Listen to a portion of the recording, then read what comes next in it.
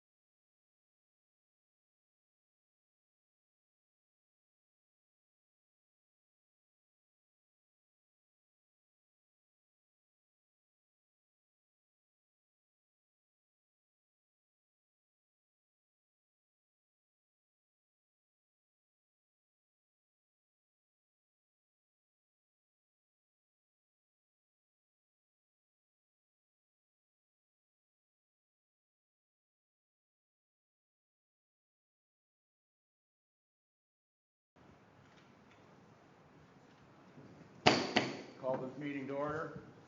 Please join me in the Pledge of Allegiance. I pledge allegiance to the flag of the United States of America and to the republic for which it stands, one nation, under God, indivisible, with liberty and justice for all.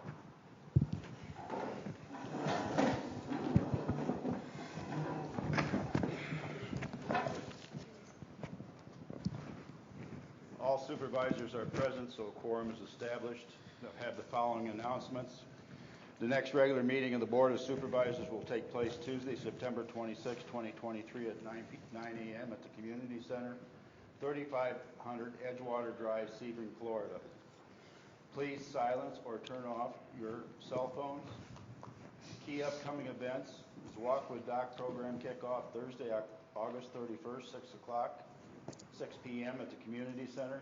We have a Halloween trunk or treat at the Community Center Thursday, October 26, 2023. The district Halloween date will be Sunday, the 28th of October from 5 to 8, and a Veterans Day event Saturday, November 11th at 11 a.m. at the Clubhouse. Prior to getting into public comments, I'd like to introduce two candidates that we have to fill our one open supervisor's job. I'm going to ask them to come up and give us a brief bio and why they want to be on the board. And I need it to be a very short one, but in alphabetical order, I will start with John McLaughlin. If you would come up to the podium, sir, and give us a quick bio and why you want to be on the board, and let's limit your comments to about 3 minutes.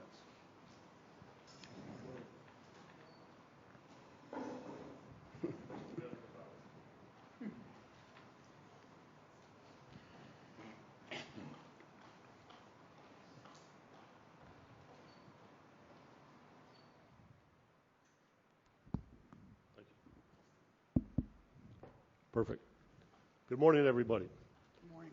My name is Dr. John McLaughlin. I'm recently new here, been living here for 3 years.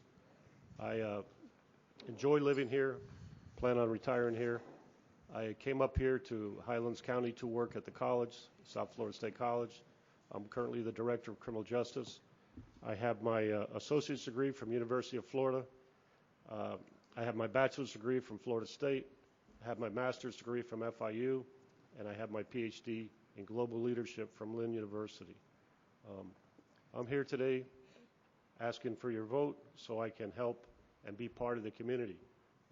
Where I've been living, I don't hear too much. I think the word doesn't trickle down to the neighborhoods, and that's why I'm here, and I want to get involved and be part of the growth and the things that are going on and to help out. And I think that my background has helped me to understand what we need here and plan for the future growth. So that's why I'm here, and Thank you. thank you. John. Greg Norton, please come up.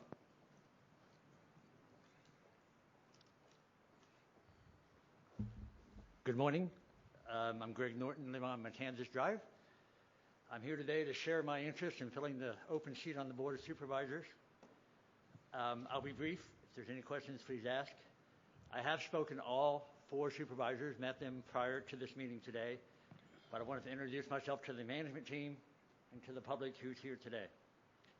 I've owned a home here with my wife since 2004 and been here full-time since the last 2.5 years, and we love it, of course. To serve on this board would be an honor, but also a commitment I would not take lightly. I've come to many meetings here in this room over the last 2.5 years, and by doing so, I've seen what goes on. I've also interacted with several departments here in the district on other personal issues, and I've seen the vast commitment to the team and the vast potential we have as a community, and I would like to be part of meeting that potential. I wouldn't come in guns a-blazing, but I would also not be a passive observer.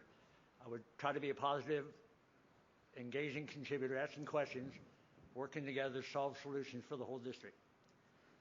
Finally, I have a sense of civic duty, which is why I'm here, and I'm blessed with time and experience to be a positive contributor to the Sun Lake District. Thank you, and thank you to the board for consideration. Thank you. Okay, moving on.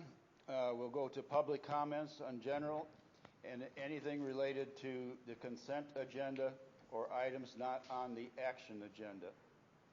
Do we have any public comments? I can start with the cards if you'd like, President Herrick. I have 2 cards Is it for public comment. Is it items under that might be covered under the action agenda, or are they not?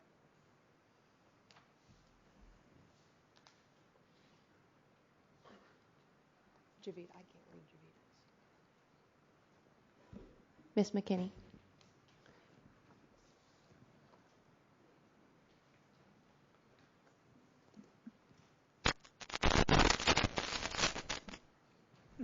Good morning, supervisors, administration, and residents. I'm Dr. Javita McKinney. I just wanted to make an announcement that's not on the agenda, and I didn't priorly ask for it to be on because it's just a part of the community activities. I will be and am currently running as a candidate for the School Board District 3. That's the district we live in here, and the 7 schools here that I would be responsible for. So I wanted to thank you for letting me announce that. My husband, Mr. Samuel McKinney, is here. He has petitions if you'd like to help me get on the ballot, because that's the only way other than paying a $4,000 fee. So, thank you.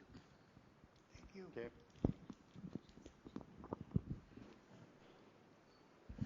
The other card is with regards to something that we are discussing later with the basketball.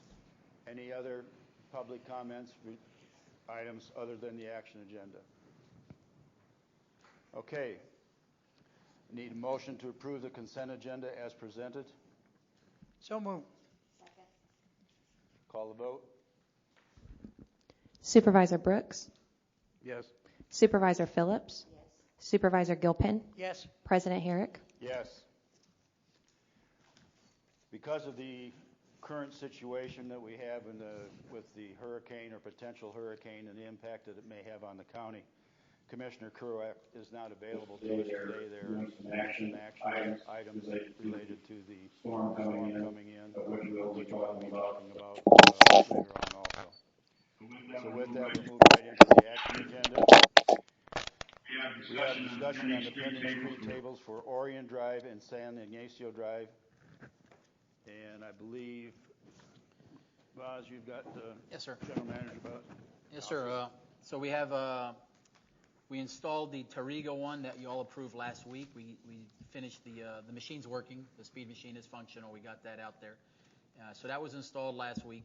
Right now we installed the speed machine on San Ignacio last week. We're removing that. I believe we either removed it last night or this morning.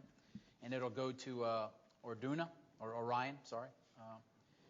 So we're digesting the data from San Ignacio to present to you all for a determination at the next meeting. In your packet, you have the sketch, you have the graphic that shows where we would place it tentatively without the speed data.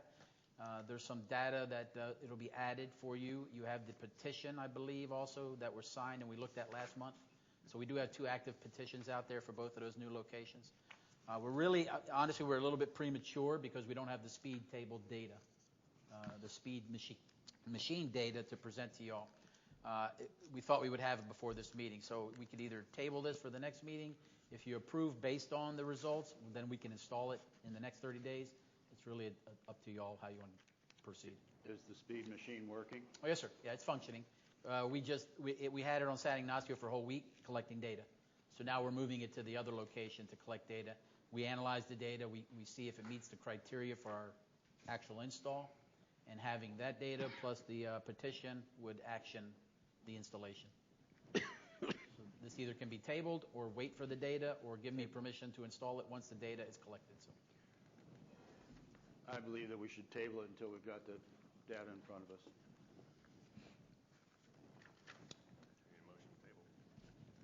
Motion to table. Oh, second. I agree. Motion to table. I'll make that motion. I'll second it. Any public comment? Call the vote. Supervisor Phillips? Yes. Supervisor Gilpin? Yes. Supervisor Brooks? Yes. President Herrick? Yes.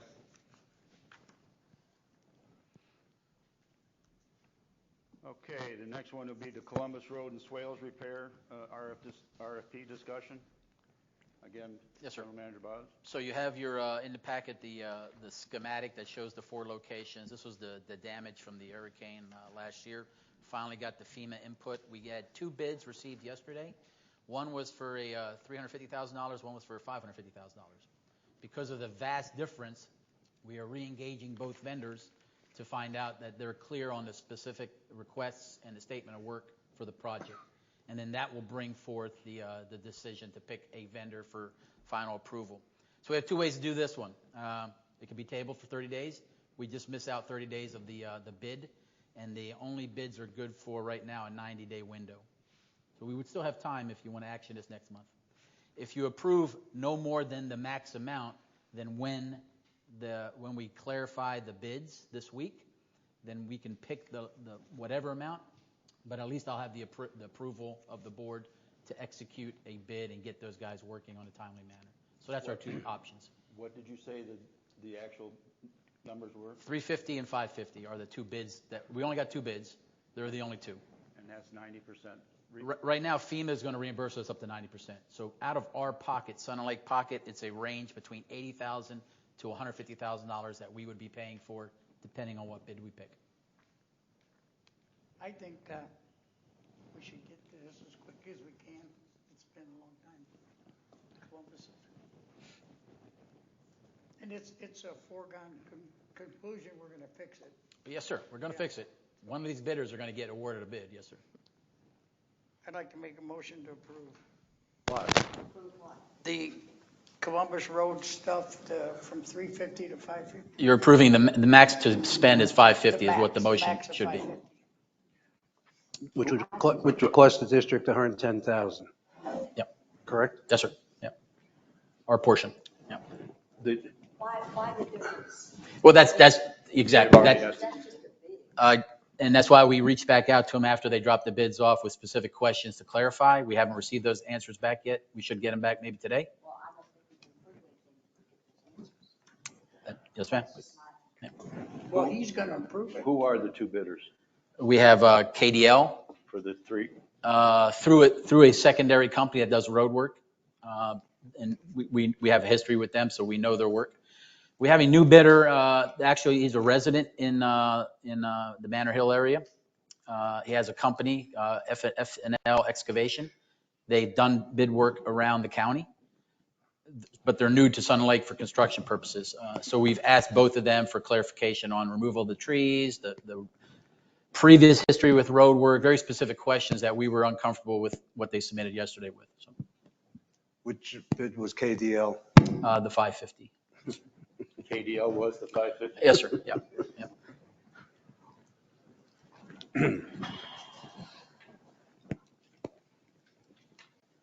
Any further board discussion? Well, first off, is there a second to the motion? Yeah, if there's no second, then we don't have to worry about it. There's no second. Okay, I have a motion to table until we have the data. So moved. Second. Seconded. Public comment? Call the vote. Supervisor Gilpin. yes, Supervisor Brooks. Yes. Supervisor Phillips. Yes. President Herrick. Yes. Okay, moving on to the next item, we have discussion on the final 2023-2024 budget. After the review with the public comments from August 8th, Boz, you want to take over? Yes, sir. So in your packet, and the public has the public documents that are the basic bottom line to our budget by department as well as the collective. No numbers changed from either the last board meeting as well as the public budget input that we had on 8 August. Numerically, it's the same numbers that are presented here in the agenda, that we would have a totality of revenues that we expect collected to be $12,792,542. We have total expenditures by all our departments. This includes golf, restaurant, roads, general, and utilities, $11,250,889. Our specific capital improvements planned are $1,045,000 across all our 3 departments. And at the end of the budget year, we would anticipate our reserves and our restricted funds to be $4,377,662. So those are the big bucket numbers that we are asking for approval today to be posted, and then we execute the budget starting 1 October. Really, the biggest point, if in your packet you refer to, and the citizens have this as well, the slide that has the flow of, it's page 26. The slide that has the revenue expense snapshot, we call it, that has the pictures. The biggest point that I just want to make is that the 2 elements that are highlighted, the end of year, 5.3 million, and the total revenue rollover, 1 million, those are not going to be validated until our audit is complete in November. So all your numbers to the right are static. They're not going to change. We're not going to add more expenditures, but we potentially could have more revenue based on the audit of what we're going to roll over, as well as what we expect to start the new year with. That's going to require a budget amendment in the December timeframe that I'll bring back to you all to adjust. But that does not change anything to the right other than more into the positive that we're going to have. And I say into the positive, we have some grant money that's still coming in. We have the revenue that's being generated from the actual meters that are being installed. That's changing the dynamics. We're getting away from estimates to hard numbers. You're actually going to be paying for the water you use, and it's not based on residents. It's really based on us holding our businesses accountable and paying their fair share. So I think based on those numbers, we're going to have a larger rollover amount, I would say, that I'll bring back to the board and say, based on our policy, we have 2 decisions to make. We either throw it towards the capital improvements or we put it right towards specific reserves and our restricted funds. So that's the discussion we will have after this budget's approved. But other than that, your static line items for all your revenue, all your expenditures are basically what you all have looked at for the past 3 months with minimal changes.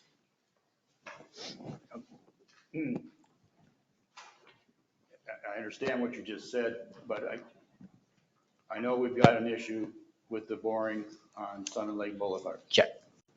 which would definitely impact something. What we have remaining this year. Yes, sir. Yep. We believe that we are going to do that in this fiscal year. Well, we have to. It'll happen this month or September. Yes, sir. That's the repair, or is that the boring also? The boring will be conducted, it's under emergency powers to fix the boring. That's going to be about $100,000 to get us away from Sun Lake Boulevard. The total repair of those lines that we will discuss more detail with the map is probably in the $400,000 range for totality.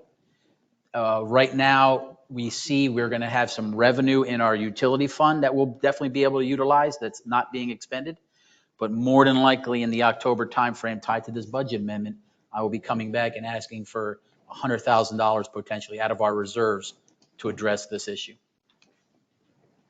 Yeah.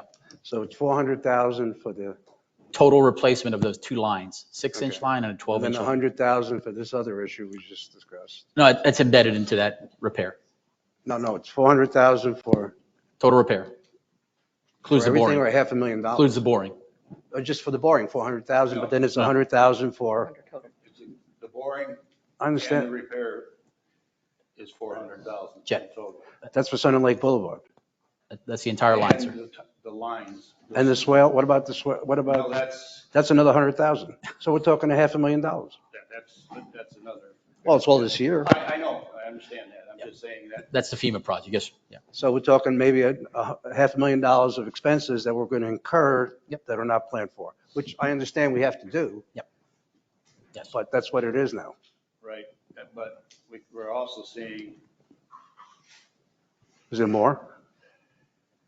no, well, not that I'm aware of, but we are seeing a very nice revenue stream as it relates to these new meters. I'm not asking to justify it. I'm just saying there's $500,000 more expenses. Yes, we have. I understand that. I mean, if you look at the budget, the assessments are way underestimated what they're going to be. So there's lots of flexibility. Very much. I understand that. Yeah. But I think we have to just be upfront. It's $500,000, it's $500,000. Yes, it is. Yes, absolutely. So when you make these adjustments after the budget is approved, Yep. will you also look at things like the assessments are way underplanned and stuff like that? Oh, very much so. I mean, what we will be doing probably on a quarterly basis is bringing to you all budget amendments that are required. And that's how we should be functioning. So you'll be brought a budget amendment that shows a staff recommendation, how we need to move some money around between the buckets, Okay, how we good. need to throw money more into reserves. I mean, I'll give you the example. Right now, we have a bucket called reserves and restricted funds. This budget creates a wastewater plant future line item. Right. Good. What we are woefully lacking is a roads line, is a equipment line that is fenced off money for these long-term items we need to do. As part of the capital project. Check. So the first budget amendment coming to you, we will start parsing out the big bucket of reserves and restricted to very restricted, very specific line items of projects. And that's what I'll bring to you. Example, we should be spending $500,000 in roads annually for resurfacing. That's a no-brainer. That is state, federal DOT, that's the mandate. For the amount of roads we have, if we don't spend $500,000 a year, that's 2 miles of roads resurfacing. We will be out of the 50-year cycle that the road exists, lifespan. By just doing 2 miles a year, we will be in that cycle, and our roads will last for hundreds of years. What do we budget, 300? We budget 300, but that 300 is not for resurfacing. It budgets for potholes, right-of-ways. So We have not put any money towards a resurfacing plan. So that's an, Yeah, Well, for a specific resurfacing, yeah, we've had specific projects. Resurfacing. No, yes, sir. I stand corrected. Florida So Avenue is we're an under, example. we're under budget in that area. Yes, so we need to have a specific line item that's just road repairs, resurfacing, not baked into the roads maintenance budget. We need to have a specific line item. I know we have capital line items, but a specific line items on large equipment purchases 5 years out that are just fenced off money. A capital improvement is a wish list. It's not fenced off money. We need to get to a point where we fence off money. So those will be part of budget amendments that you'll see moving forward. So theoretically, the budget that we're approving, which you will adjust and correct, is worthless. Not worthless, but not as accurate as perhaps we'd like to see it. No, sir. The budget, what you're looking at right there is what we need to function at Sun and Lake starting 1 October. We're going to get 13 million. I need 11 million, 12 million to operate, and we will function. What we need to get better at is specific planning for fenced off money for the long-term sustainment of Sun and Lake that we have not done for years. Not this board, previous boards, whatnot. There's no blame here. It's just we need to do it. And you will present us with a plan on how we get You're that exactly additional right. revenue. Yes, sir. Yeah, tied to some additional revenue, yes. I mean, I assume we have to get more money. I mean, right there's additional grants and FEMA money that we know is coming. There's additional end-of-year unexpected revenue of a multiple of sources that should be coming. Yep. Okay. Yep. So you believe we're going to have close to $1.5 million? Oh, yes, sir. Additional. Yeah, that'll become when the audit's done. And that's if you watch, I mean, our challenge with our treasurer's report, because we use the outsource, is that it's a little stale. It's dated data. I still have 3 months left in this year to execute and to gather funds. So we don't have a live feed that we're fixing. Me and Cora, we're working towards it. We're going to own it where it's a live feed, and we'll tell you today what all our accounts look like. We don't have that right now. We'll get there. So until we clean up that, I'm just going by the estimates that we expect by beginning of the first quarter. And that'll translate into a budget amendment. So it is a valid budget that we need to execute. If anything, it's going to be better to the positive that we can make really good decisions for future projects. Yep. Any other board discussion? Public comment? Like a motion to approve the budget as presented? Motion. Second. Public comment? Call the vote. Supervisor Brooks? Me? Oh, I'm sorry. That's you. Yes. Supervisor Phillips? Yes. Supervisor Gilpin? Yes. President Herrick? Yes. Okay, we're going to move on to a discussion on the procedure to conduct the landowner meeting in January 2024 to elect a seat on the board and potential elimination of the landowner voting procedure. In your packet, you'll get, there is a flow chart, if you will. If we can find it. Yeah, it's kind of hard to find. Yeah, we'll get that corrected. Huh?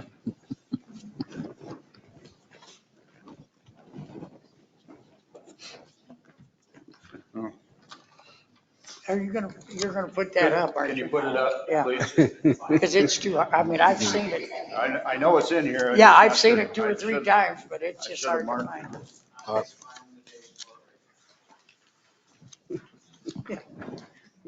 It's going to be before all the budget stuff. Go back, Cameron.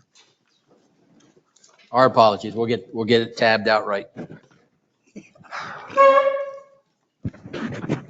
Coffee.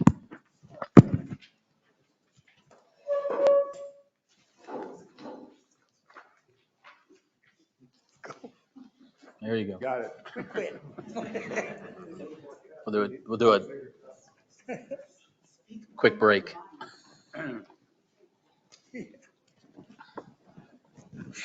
Okay, this flow chart shows, well. Yes, sir. So after our last meeting, you gave some directives to see our options here. What you have here presented after a discussion with legal counsel with the district, on the top line is what is required as well as what will happen based on the time allowed. So we will have a landowner meeting in January. We will elect a new landowner seat irregardless of any discussion moving forward.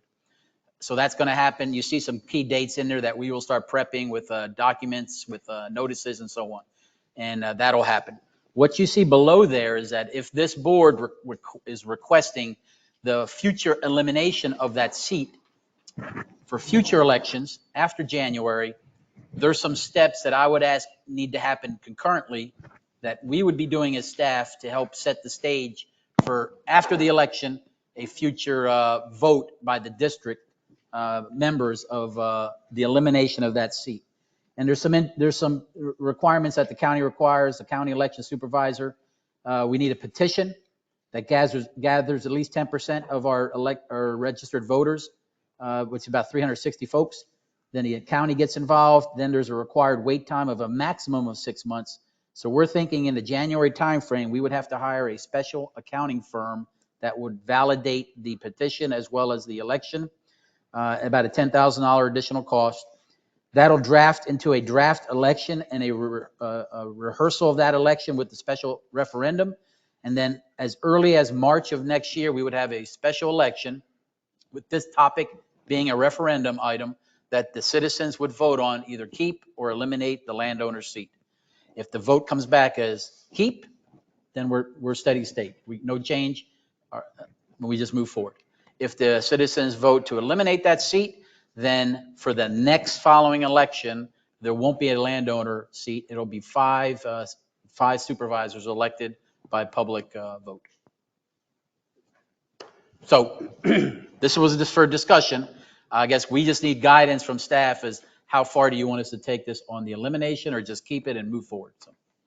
Well, I got to say this. I find it hard to believe that after discussing this for almost 2 years, that we had no idea what was needed to be done to execute this, nor were we told what was needed to be done to execute this.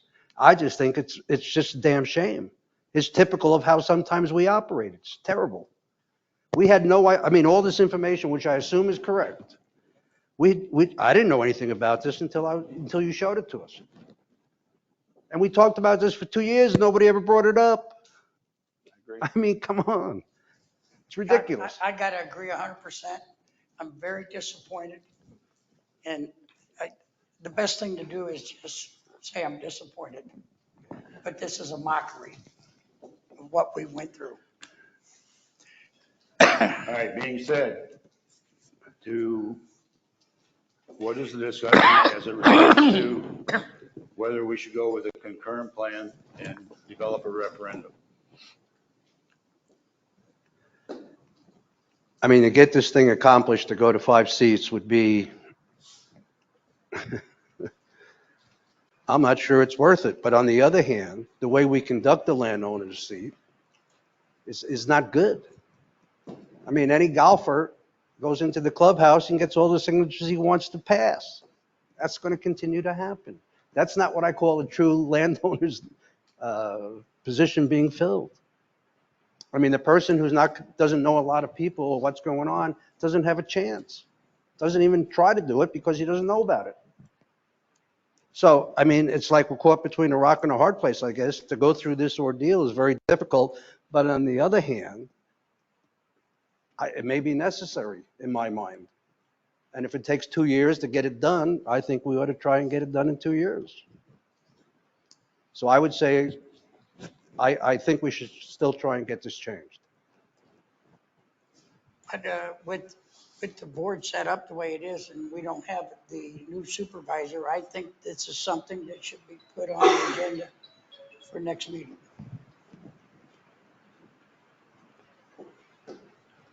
I am still of the opinion that there's value in the landowner seats. It provides the opportunity for those people that are not full-time residents here to have a say in who is representing them. And therefore, I am of the opinion that we should continue on. Now, I'm suggesting we need to do a better job of promoting the fact of what's required to have this election in January so that everyone is aware that this is how you get elected. And yes, those people that are that go to the golf and get their petitions, they have a step up, they know a lot of people. That doesn't mean that these other people can't do the same thing. It's work. You got to go door to door and promote your name.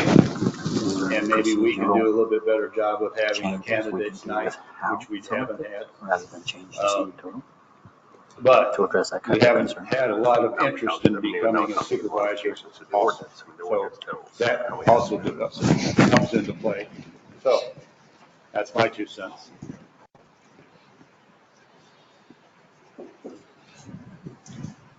So I don't know if do we want to give staff the position that they need to go forward with this? And we could,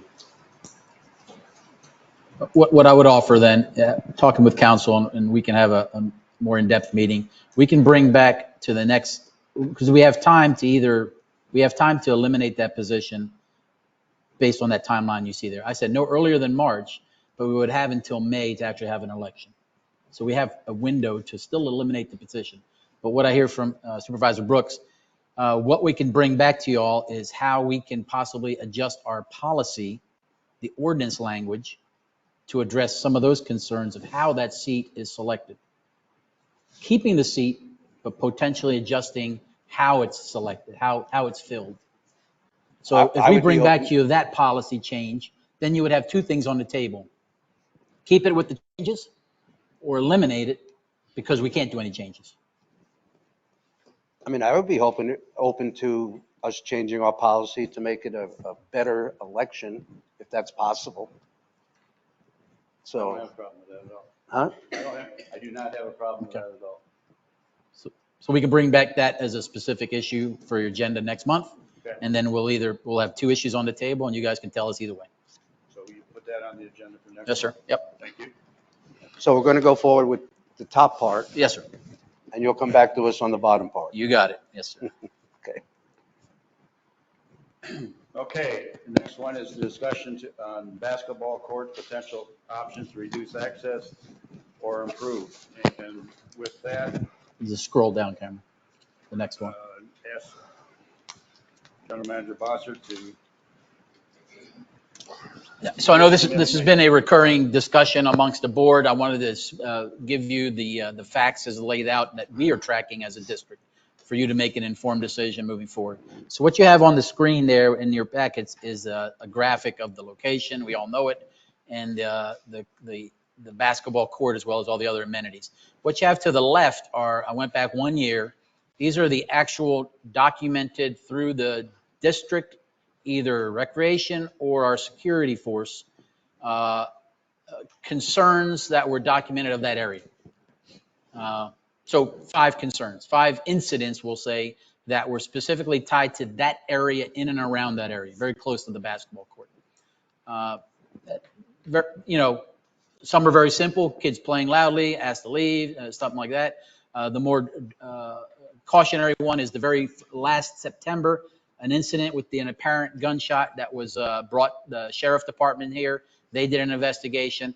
There was no actual proof of the shooting, but they did provide us the investigative report, and we took it from there. That was an incident that happened right outside. We think it spilled over from the basketball, but it happened around the Circle parking lot. So I just wanted to give you the facts that we don't get daily reports from there. We don't get monthly reports from there. We've had 5 reports from there in a year. What I would offer is that I know this is a contentious issue and a concerning issue. What we have done since the last meeting, as well as your first topic here, we've added cameras to that whole area. We specifically added a camera that focuses right there on the basketball court. I gave direct guidance to our security team that they will have more frequent drive-bys, I'll call them, and parking out there to observe the location better. And then in a discussion with Sheriff Blackman, there'll be a more presence patrol of sheriff department, not just tooling around district, but a specific drive-by our recreation area, our little Circle parking lot there, to provide a sheriff presence in the area, and he supports that 100%. So you'll not only see a district police, you'll see, or security, you'll see sheriff department security. We'll have a live feed of camera that is fed right into the community service folks, as well as straight to our security department, that we can have some hard, factual, documented efforts moving forward to give you the information that you need. The only change physically that I would offer after investigating the area is the elimination of the 2 far courts, baskets. Drop those, keep the short courts. So your short court game. That brings a different character of players.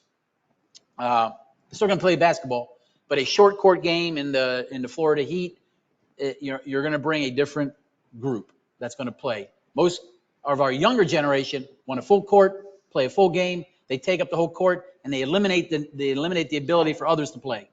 So I would offer a physical change that we'll do immediately is eliminate the two end and let folks play on the short court and with the observation that I mentioned. That could be something we can do in the next 30 days, 60 days, assess it, and then bring back to you, this ain't working, this ain't right. We have a laundry list of complaints as well as documented that we see, because we'll complain on ourselves. If my team down there sees something, they will report it internally. And with all that data, we can bring back to you, this needs to go, or this needs to stay, it's working well. That's what I would offer. Any board discussion? Well, I don't think we ought to change anything. I don't see enough on here to say that there's a problem. And especially now that we're putting cameras up, if there is a problem, we're going to see them. So to deprive the kids, I mean, 50 years ago, I used to play on the long court. The long court, yes. Long court guy. All right. Because that's how it was. I mean, the kids just went and we played. We played there all day. Did we get loud and curse and all kinds of good stuff like that? Yeah, we were kids.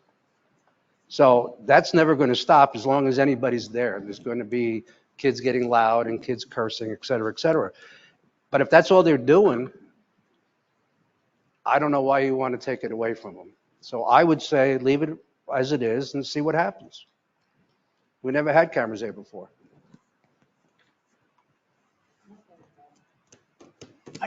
I'm not going to vote for, but I'm still waiting. It's been held up to vote to do away with it or keep it because there isn't a fence up yet, and there's no fence up around the playground. So that's what we've been waiting for. Sure. To vote. When is the fence going around the playground? On the playground side. Yes, the playground fence. Yeah, we are still waiting on. Bob has it scheduled That's sometime in September. It's in September. Yeah. Our guys are, working that in September, sir, yeah. How does that impact? But I don't believe know, that but fence it doesn't was voted include that- basketball. It was voted that we don't vote on it because I've asked for votes. Mhm. And we were told that when the fence goes up, we're going to vote on it. I don't. The fence does not include the recall that basketball court, conversation. does it? Yeah, we're not fencing in the basketball court, so we're just moving the No, fence fencing- around the playground. It was the fencing for the playground. Okay. But again, who knows what's going on? I mean, you give us your spiel to us was not whether we keep it or not. Yours was how you're going to try to make it better. Sure. And what I've been waiting, whether we do away with it or not, I'm waiting for the vote. I've been waiting for the vote. I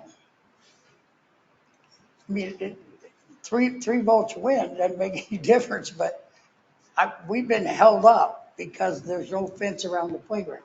I don't recall that. I don't know. The fence on the Which vote? playground doesn't have any impact on understand. the basketball court. Now, Yeah, it I have does. asked for a ballpark number on what it would be, the fence that the basketball court in, so that we could control access. But that's. Yeah, and we're waiting on that. information that we'll have when we also have all the other stuff. Yep. If in fact we find that we may need it or may not need it. So, anything else from the board? What vote are we waiting on? I don't think we're waiting on a vote. I'm sorry. I don't agree that we need. Well, I've tried to have votes on it for 6 months. Well, then make a motion and we can go from there. Well, I have, and I never got a second. Well, then there is no vote. If there's not a vote and a second, then there was not a vote. Yeah, because we were All right. waited With to that, see the fence go up. I would like to move into public comments. So if I could have. Need some coffee for this one. It's red. Please give us your name and your. Sir? Please provide us your name and your residence. My name is John Feliciano, and I just kind of want to talk more about the courts as we've been doing for the last 5 minutes or so. So Are you a resident? I'm not a true resident, but I have family that live here. I have friends that live here. I've been here playing basketball in this court for half of my life. 25 years old now. But in order for it to run smoothly, I believe that we should add 4 rims, taking out the 2 side rims, adding benches, adding a couple trash cans. Just that alone will help reduce times that people are waiting to play a game. That'll also help reduce the trash that's left around. As you see, that's one of the complaints on the local newspaper. If we were able to use less than 4% of the recreational budget, that would help get the court exactly how we want it. Now, again, that is based off the 22-23 actual budget. If you guys choose not to use any of the money for the budget for that, then I ask that you guys let us find funds for it based off the Publix and other businesses. I don't think it's going to cost a lot. I believe it'll cost maybe $15,000 to get the court perfect, exactly how everybody wants it. What are you saying it needs to be done? Removing the 2 outer ones and making 2 half courts. That allows the games to run a little bit more smoothly and allows anywhere from 8 people to 16 people being able to play at the same time, if not even more. I'm sure a lot of you guys don't know this, but just on Sunday alone, there are 30 to 40 people that go out there and play every Sunday morning. And those aren't bad eggs. I understand that there's a couple bad eggs there. You see a couple bad incidents. You see a couple kids cursing. But you shouldn't punish all the good eggs because a couple bad eggs. Now, I understand that you guys are considering putting a fence there so we could use a key card to get in there.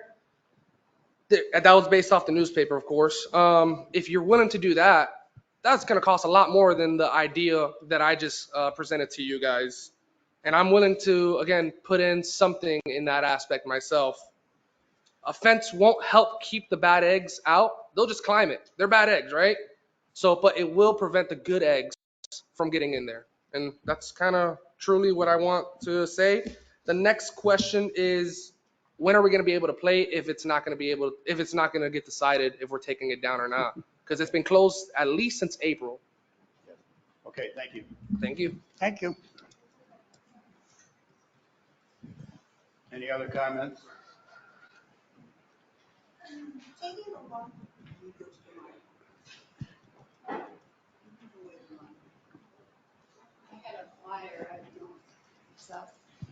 I'll get a copy of that. Your name and your Good morning. My name's Joan Shoemaker, SCHUMAKER, 5583 Matanzas. And good morning, supervisors and general manager and the rest of all the people here. I'm here on the resident complaint article that was in the newspaper in April. I have lived here since September of '08. We have been back and forth to the basketball situation that has been problems. And like the article says, I guess it's not up, there have been a lot of swearing, trash thrown, even though there have been receptacles to use at each end for years. But finally, the urination, when people on a Sunday morning at 10 were enjoying the pool, and they looked up and they saw people at the basketball court urinating. They called me. I immediately came up and talked to Cheyenne at the time, and I called security. I heard back from no one. And then this came up all of a sudden. I got the agenda yesterday at 12:20. I couldn't get a hold of people. Most of the people are just saying, what's wrong with the fence? The dog park, how much did that cost? And it's not used that much. How much have other fences been used? There's nothing wrong with people playing basketball.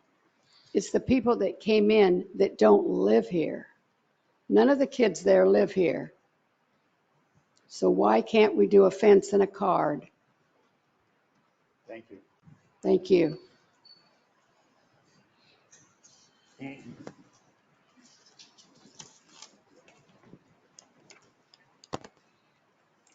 Hi, I'm Arwen Schnorr. I live on Palazzo Street. My husband and adults come and play on Sunday the basketball. And nobody plays on the long courts, so taking down the long courts are not going to do anything.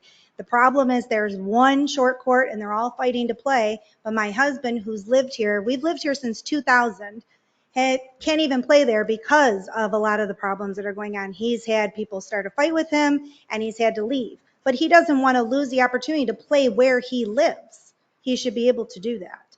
The other problem is, I agree, there are a lot of kids, but they're not just at the basketball court. They're sitting in the shelter, they're smoking all kinds of things, they're riding the golf cart around, they're hanging out. It's not just the basketball court.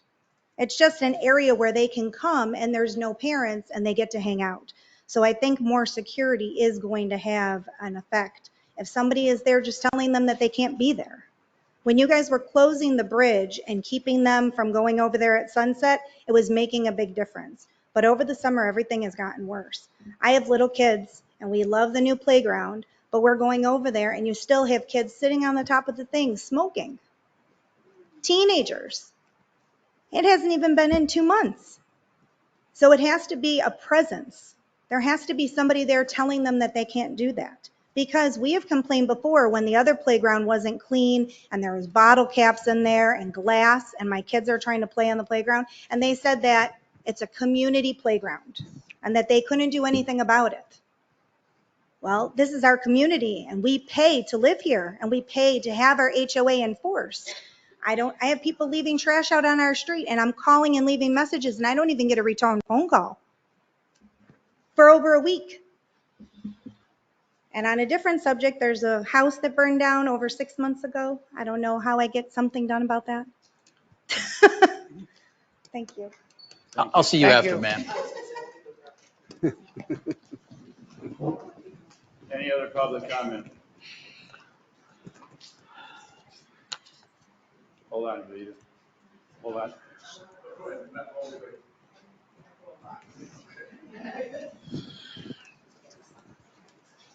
Good morning. My name is Alfredo Romero. We live on Monza Drive. We've got 3 small children, 2, 7, and 11. None of them are playing basketball yet, but they do go and use the playground. We really appreciate the new playground. It's beautiful. You all did a wonderful thing there.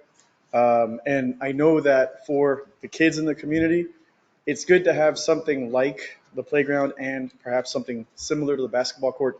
If there ends up being a change in that, then so be it. Decisions will be made. It's a good thing that we have a sport that's easy. It's the ball and some people, and then you can have a game. And they will grow into the ability to enjoy that. I'll try to be a good father figure and a leader for them and for the community while I'm out there. If I play, I'll behave myself properly and I'll correct anyone that I see that needs correction, because that's what we're supposed to be doing, right? But we also have leadership from the community that supports us with security. If we have any retired or off-duty law enforcement, that understanding certain hours of the day, certain days of the week where there might be issues that could be present or asked to be present, maybe that's an option, I don't know. But I do appreciate what y'all have done with the playground. Thank you for supporting us with smaller children. And as they grow up, we would like to be able to offer them something positive and nice like that as well within our community. Thank you. Thank you. Thank you.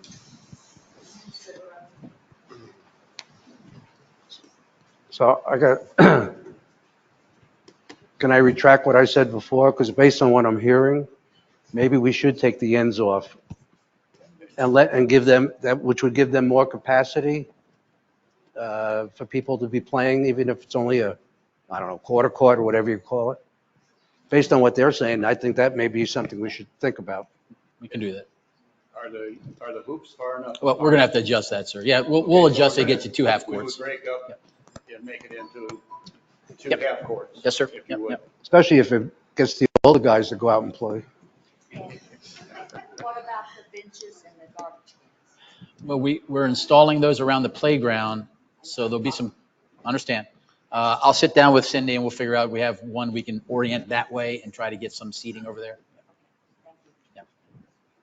I think the answer is to keep everybody happy is that we got to make sure that place stays safe. And Yes, sir. it's not. I mean, I'm not against the basketball courts, I'm not.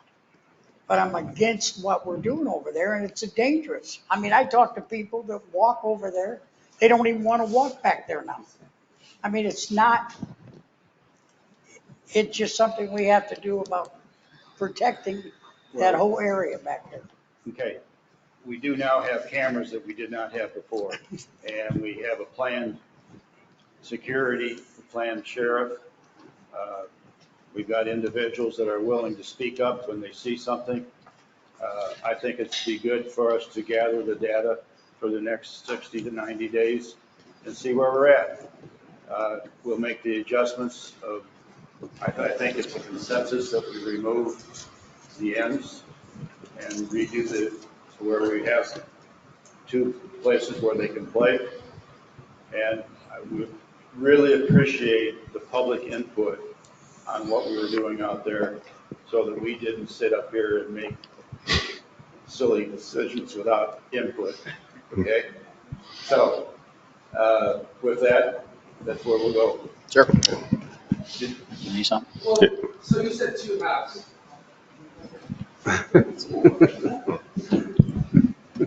Oops.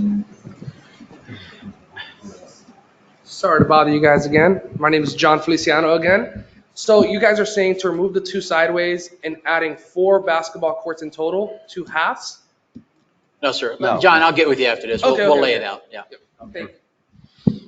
Supervisors, all I was going to say is that we have a code of conduct now that we've put in place that has, consequences. And if we continue to have bad actors, we just no trespass them. It's very, very simple, to keep people away that are continual problems. And we do have incident report forms. If you have incidents that you are witnessing out there, if you would just please go to the attendant that's on call that particular day and fill that out. Very much appreciated, because if we can capture who it is that's doing it on a continuous basis, we have the means of saying they are no longer allowed here, as you just said. Okay? Yes, sir. Thanks. I just had a simple question on code of conduct. For the little ones, since the basketball courts they're not functional right now, is it okay to take them with their skateboards or roller skates to skate on that turf, or is that not encouraged? Once we go to an actual court, functioning court, then we do not allow any motorized or wheeled devices on there, sir. Yeah.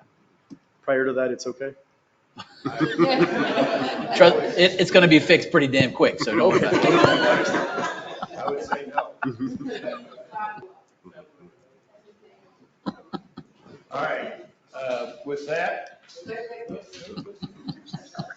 Everything everybody said, Javita McKinney, resident, everything everybody said just left out one thing that I heard is about the urination, and we need to allow them to use the restroom or just go into the woods. I mean, isn't that kind of a normal adult male thing? Just go into the woods. Why be where everybody can see you? Because if they don't have a way to go to the restroom and they're out there playing the game, you know how it could be. So are they going to be allowed to use the restroom becomes the next question. The restrooms at our pool area. Or just tell them, go in the woods. Snakes out there. The restroom's over here. I need a sign. Go in there. Okay. We'll put an arrow towards the woods. We'll make the necessary accommodation. Yes, sir. All right, moving on to the next item. This is discussion of possible nominations to select an individual to fill our opening vacant supervisor seat.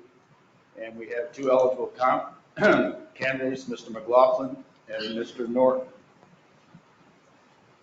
Do I have any discussion that wants to take place, or can we go into a nomination?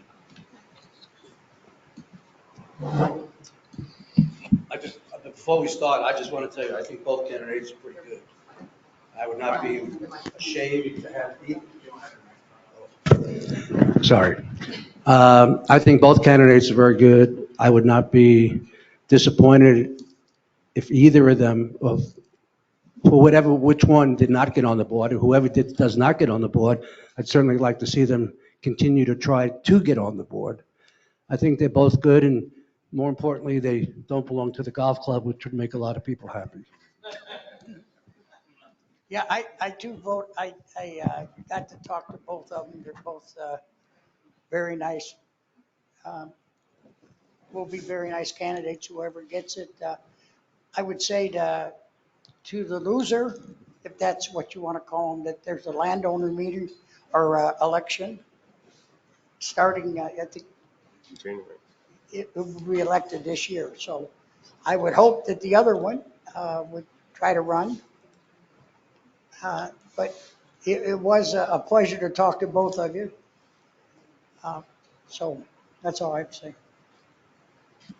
I would just further that by saying I appreciate the fact that we do have two residents that stood up and said we want to be part of this board. It's not been easy to get people to serve on this board. And understand that when I talked to both of them, I said, why would you want to have this thankless job? There is a lot of moments that, we're trying to do the right thing. And was our intent all the time. Sometimes it may not seem that way, but it was good that we finally had some individuals, more than one, be interested in joining us. So with that, I thank both of you for your interest. Thank you both for your interview. With that, I'd like a nomination. And if need be, I'll step down.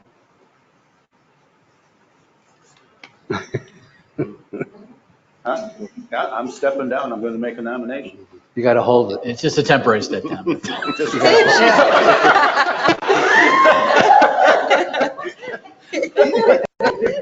Wow. It's a look of horror on you.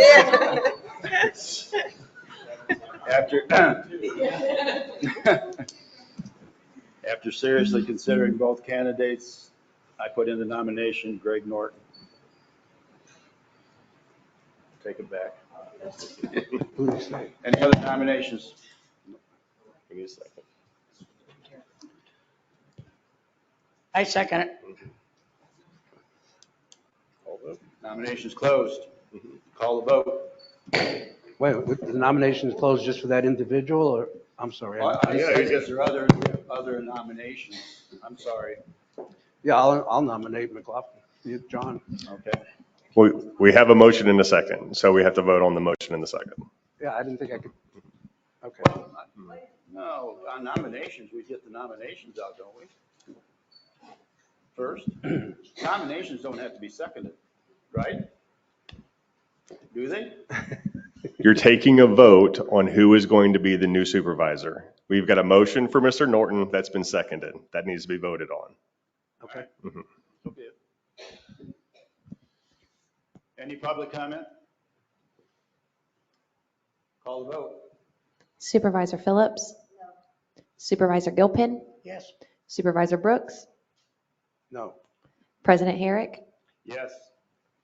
2-2. Are there any other nominations?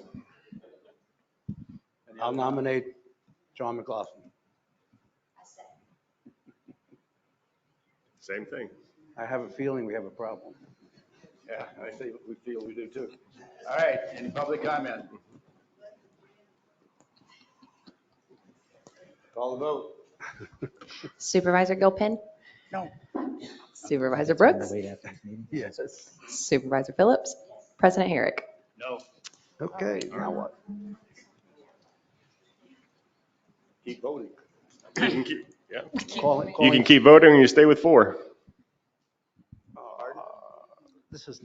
You can keep voting or you stay with 4. There's no requirement that it be filled. It's going to be filled come November. When the next general election, it'll be filled, but it is no longer required that it's filled. It says may. The ordinance says may. You may appoint. All right. Everybody, give yourself some thoughts. We're going to vote again. I don't want to wait a year in order to get another supervisor. Can we come up with another idea? Can we have you guys come up again and talk to us? I don't. Would that change anything for you guys? All right. I mean, can we? Do we have to renominate? somebody that voted no on either side could bring it back up for reconsideration. So if someone wants to change their mind, someone that voted no for Mr. Norton could bring it back up for reconsideration, or someone that voted no for Mr. McLaughlin could bring it back up for reconsideration.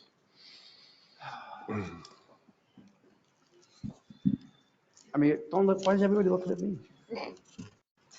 I mean, I like them both. Yeah.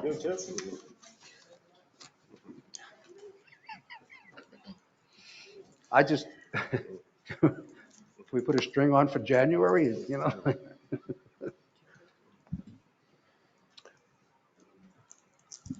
Technically, you can fill it at any time. Huh? Technically, it can be filled at any time. The ordinance says may, so you may appoint a new supervisor at any point in the future. Well, I don't think it's fair to the district to go on with 4 supervisors when we should have 5. I agree. But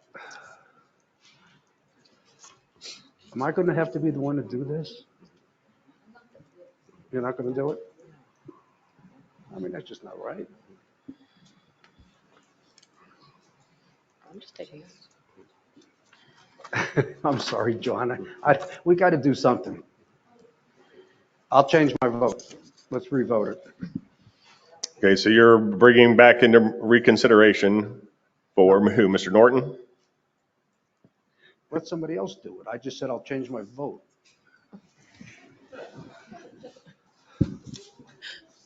I nominate Greg Norton. What do you say? He nominated Greg Norton. Well, one of you 2 guys have to second that. I second the motion. All right, vote on it again. Okay. Any public comment? Call the vote. Supervisor Brooks, Yes. Supervisor Phillips, Supervisor Gilpin, Yes. President Herrick. Yes. Mr. Norton, would you join us up here, please? Actually, go to the podium, if you would.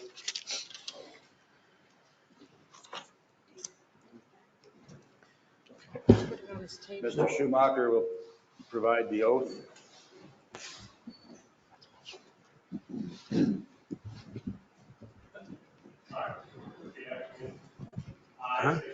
I, Greg Norton, a citizen of the state of Florida and of the United States of America, and being appointed as a supervisor of the Sun and Lake of Sebring Improvement District and the recipient of public funds,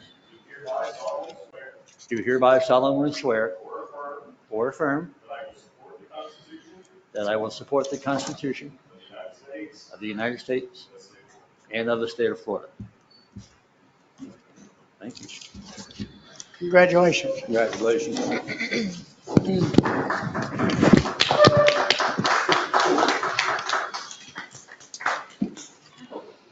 I just wanted to comment, this is one of the jobs that we have that's not fun.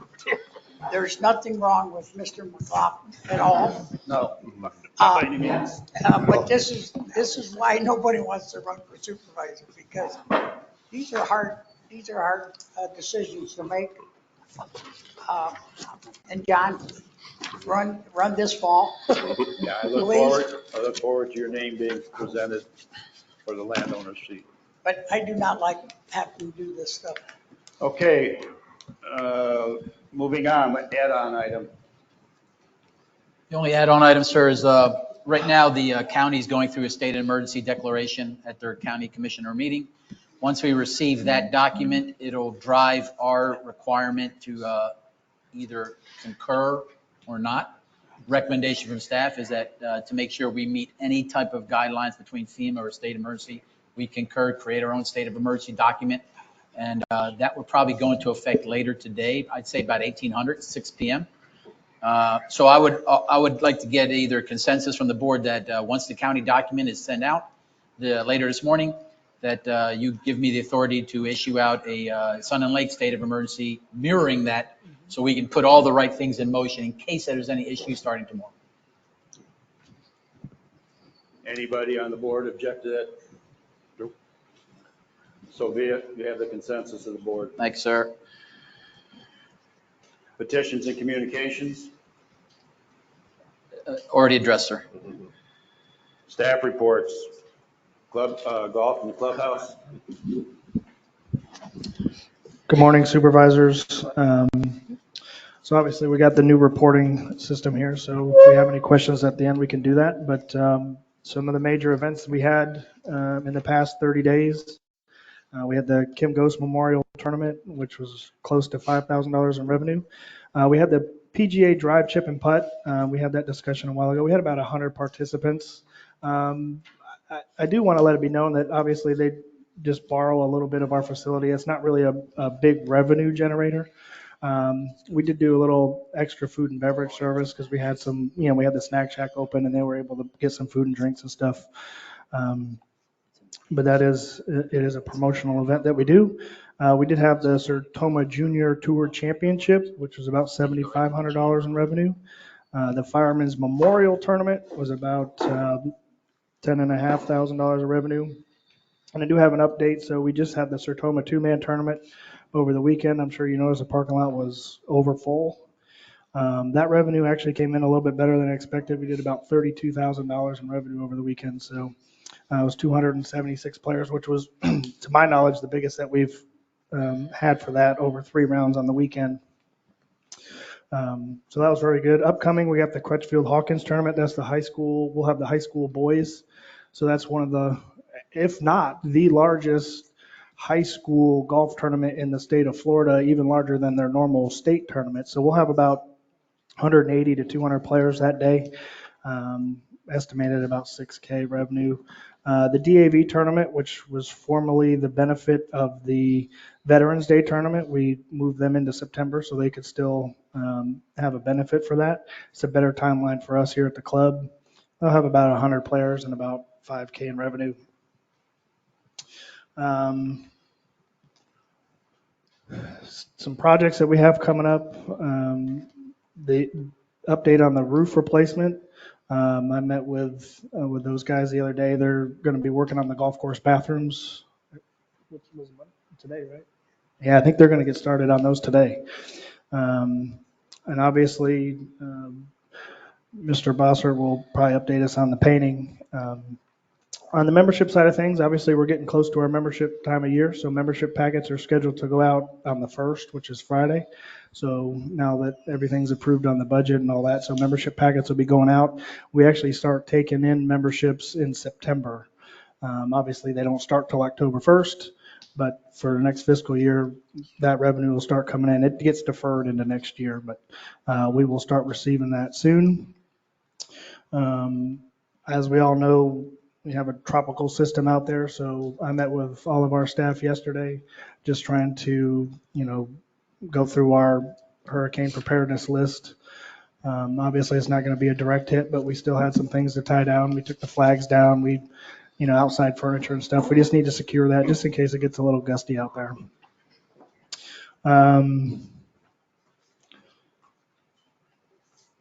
On the F&B side, some upcoming events. We got Trivia Night coming up on September 5th. We have live music on the 22nd of September. And just an update, because we had discussion on live entertainment before, and some of our events weren't attended so well. So that last one we did last month was attended very well. In fact, we doubled our food and beverage sales for that day compared to the previous Friday. So some of those live music events are a little more popular than others. Depends on, who we have for entertainment. And we try to keep note of those and keep having those that are better come back. So we have Rick Arnold, who's been pretty good with us over the past few years. He's going to be here on the 22nd. We do have bingo on the 25th. One note for September, on September 28th, which is a Thursday night, we have the Advent Health Service Awards dinner, and that will require the entire clubhouse, so we'll be closed for dinner that evening. New chef Tracy, she's been working really hard trying to roll out a new menu. We're still on pace for that 9/1 rollout, which is Friday. I've been working with Jessica and the team so we can get some advertising.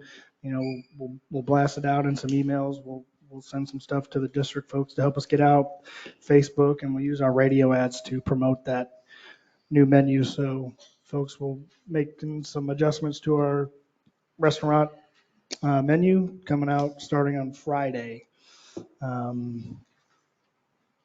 That's about all I have unless there's some questions from the board.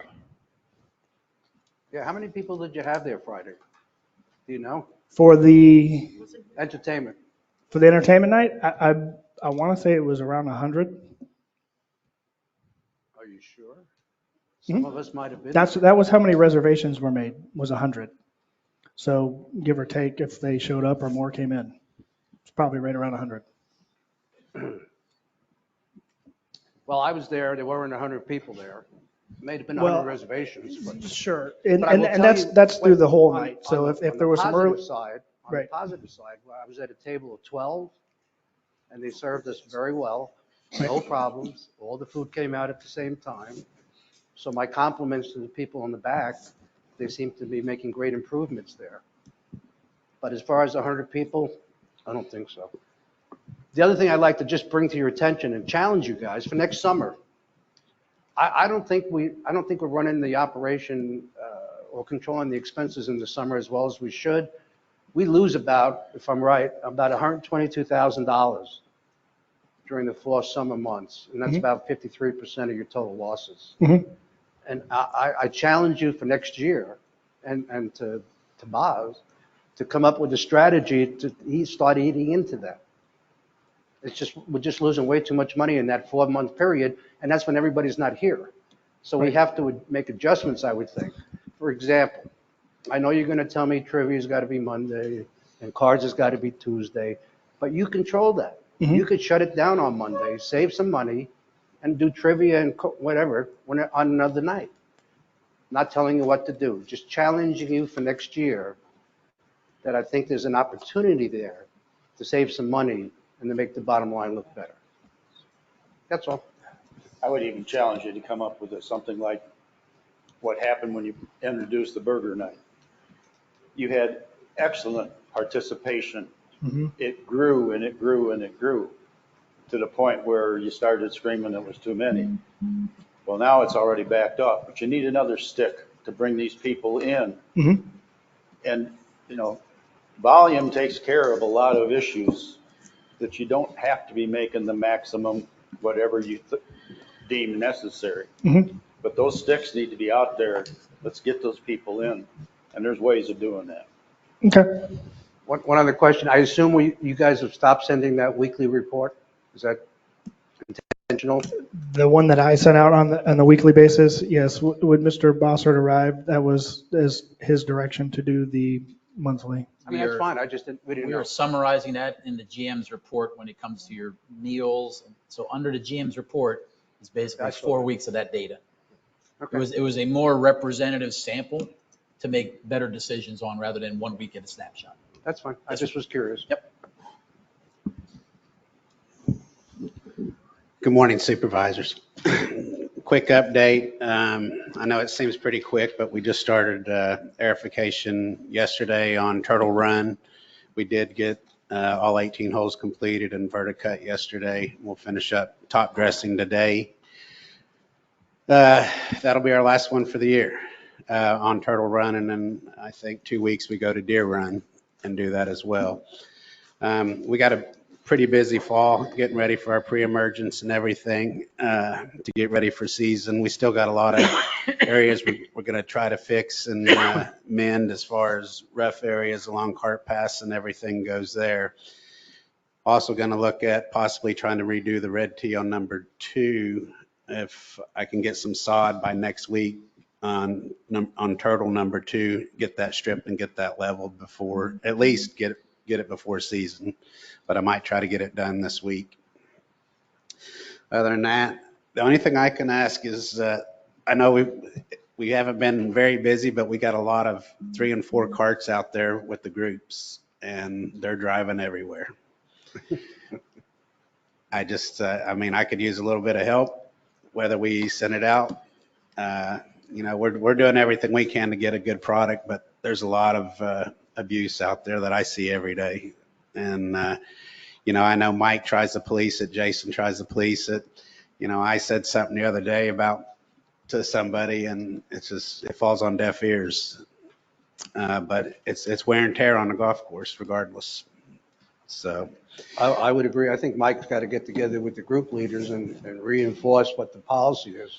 But I also think you guys got to help yourself out.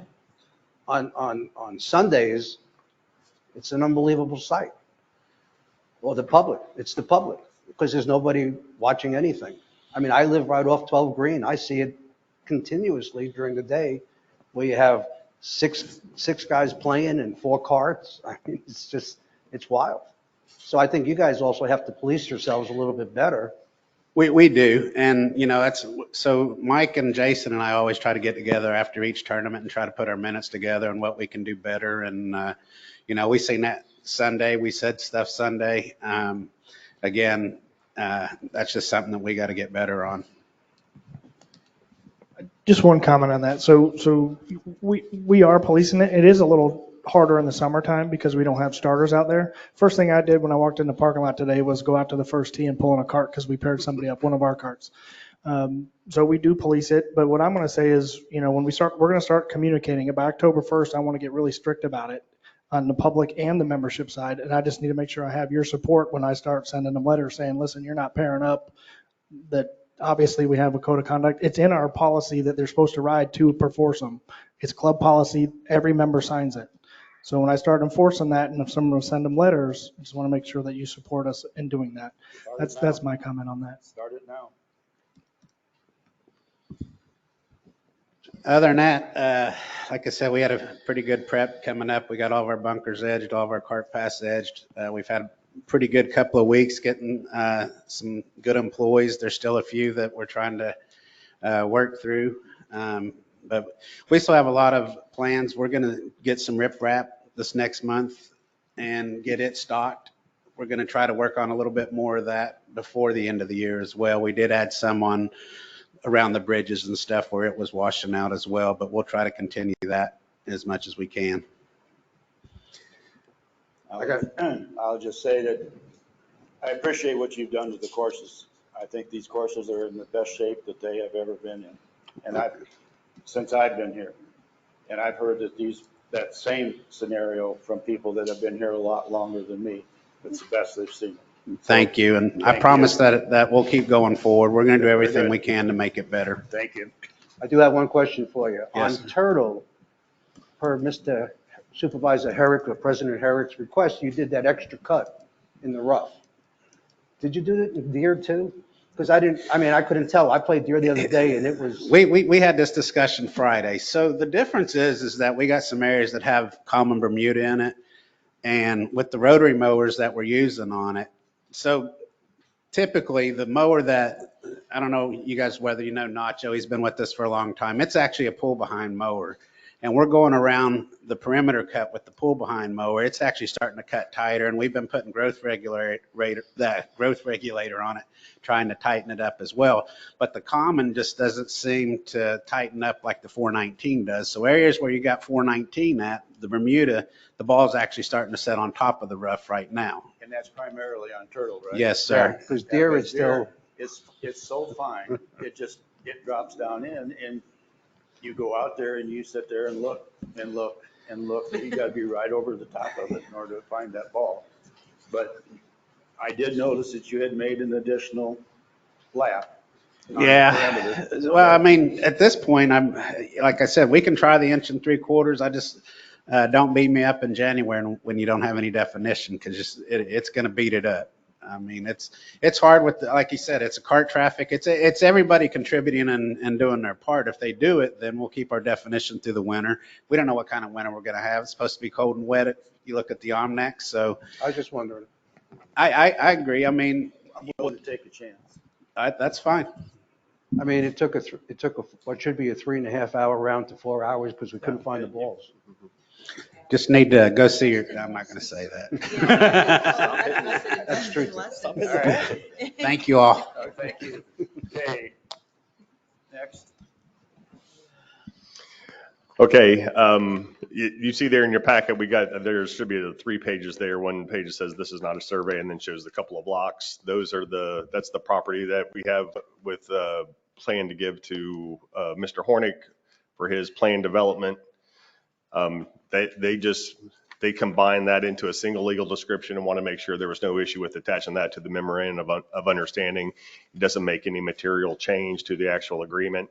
So I don't have any issue with it. Just wanted to bring it to you guys' attention. My guess is that this will probably come in before the board of the next meeting on the 26th with a final agreement on how this is going to work out. So You're talking about his expansion there? yeah, that plan development he's got over there going next to Magnolia Golf Villas. I thought we already agreed to do this.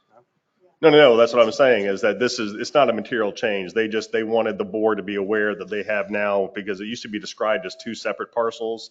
Now they've got it all locked in as one parcel, one legal description. So it doesn't change the agreement. They just wanted you to know that, they're requesting that be attached to the memorandum of understanding. It doesn't have any real legal effect. It's just that's their request. Okay. So. I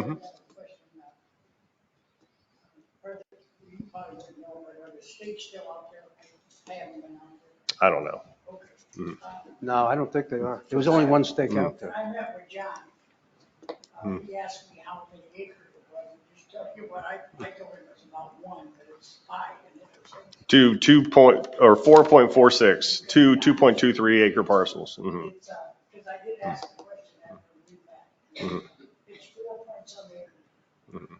But if you can, drive out and see. I don't. Jimmy, are the stakes still there? No. I think there's a stake at the very end of 17 where it goes down through that. Yeah, the stake that showed it coming out, I don't think is there anymore. That one might not be. It's pretty much the higher cut. Yeah, but it's, and I told John, it's property we don't use. I mean, it's a good thing for us to do. Yes, it is. Yeah, and as long as we landscape it right, I mean, it'll be like it never even happened. I just wanted to make sure because I told John that.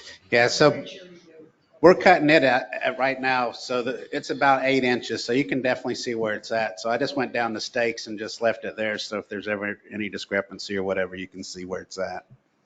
I just wanted to bring that up because I know what I'm talking about. Okay. The only other thing I've got is on the Avanti suit. We got the defendant's request for production. We're putting together our request for production as well. All the production has to be done by the end of the year.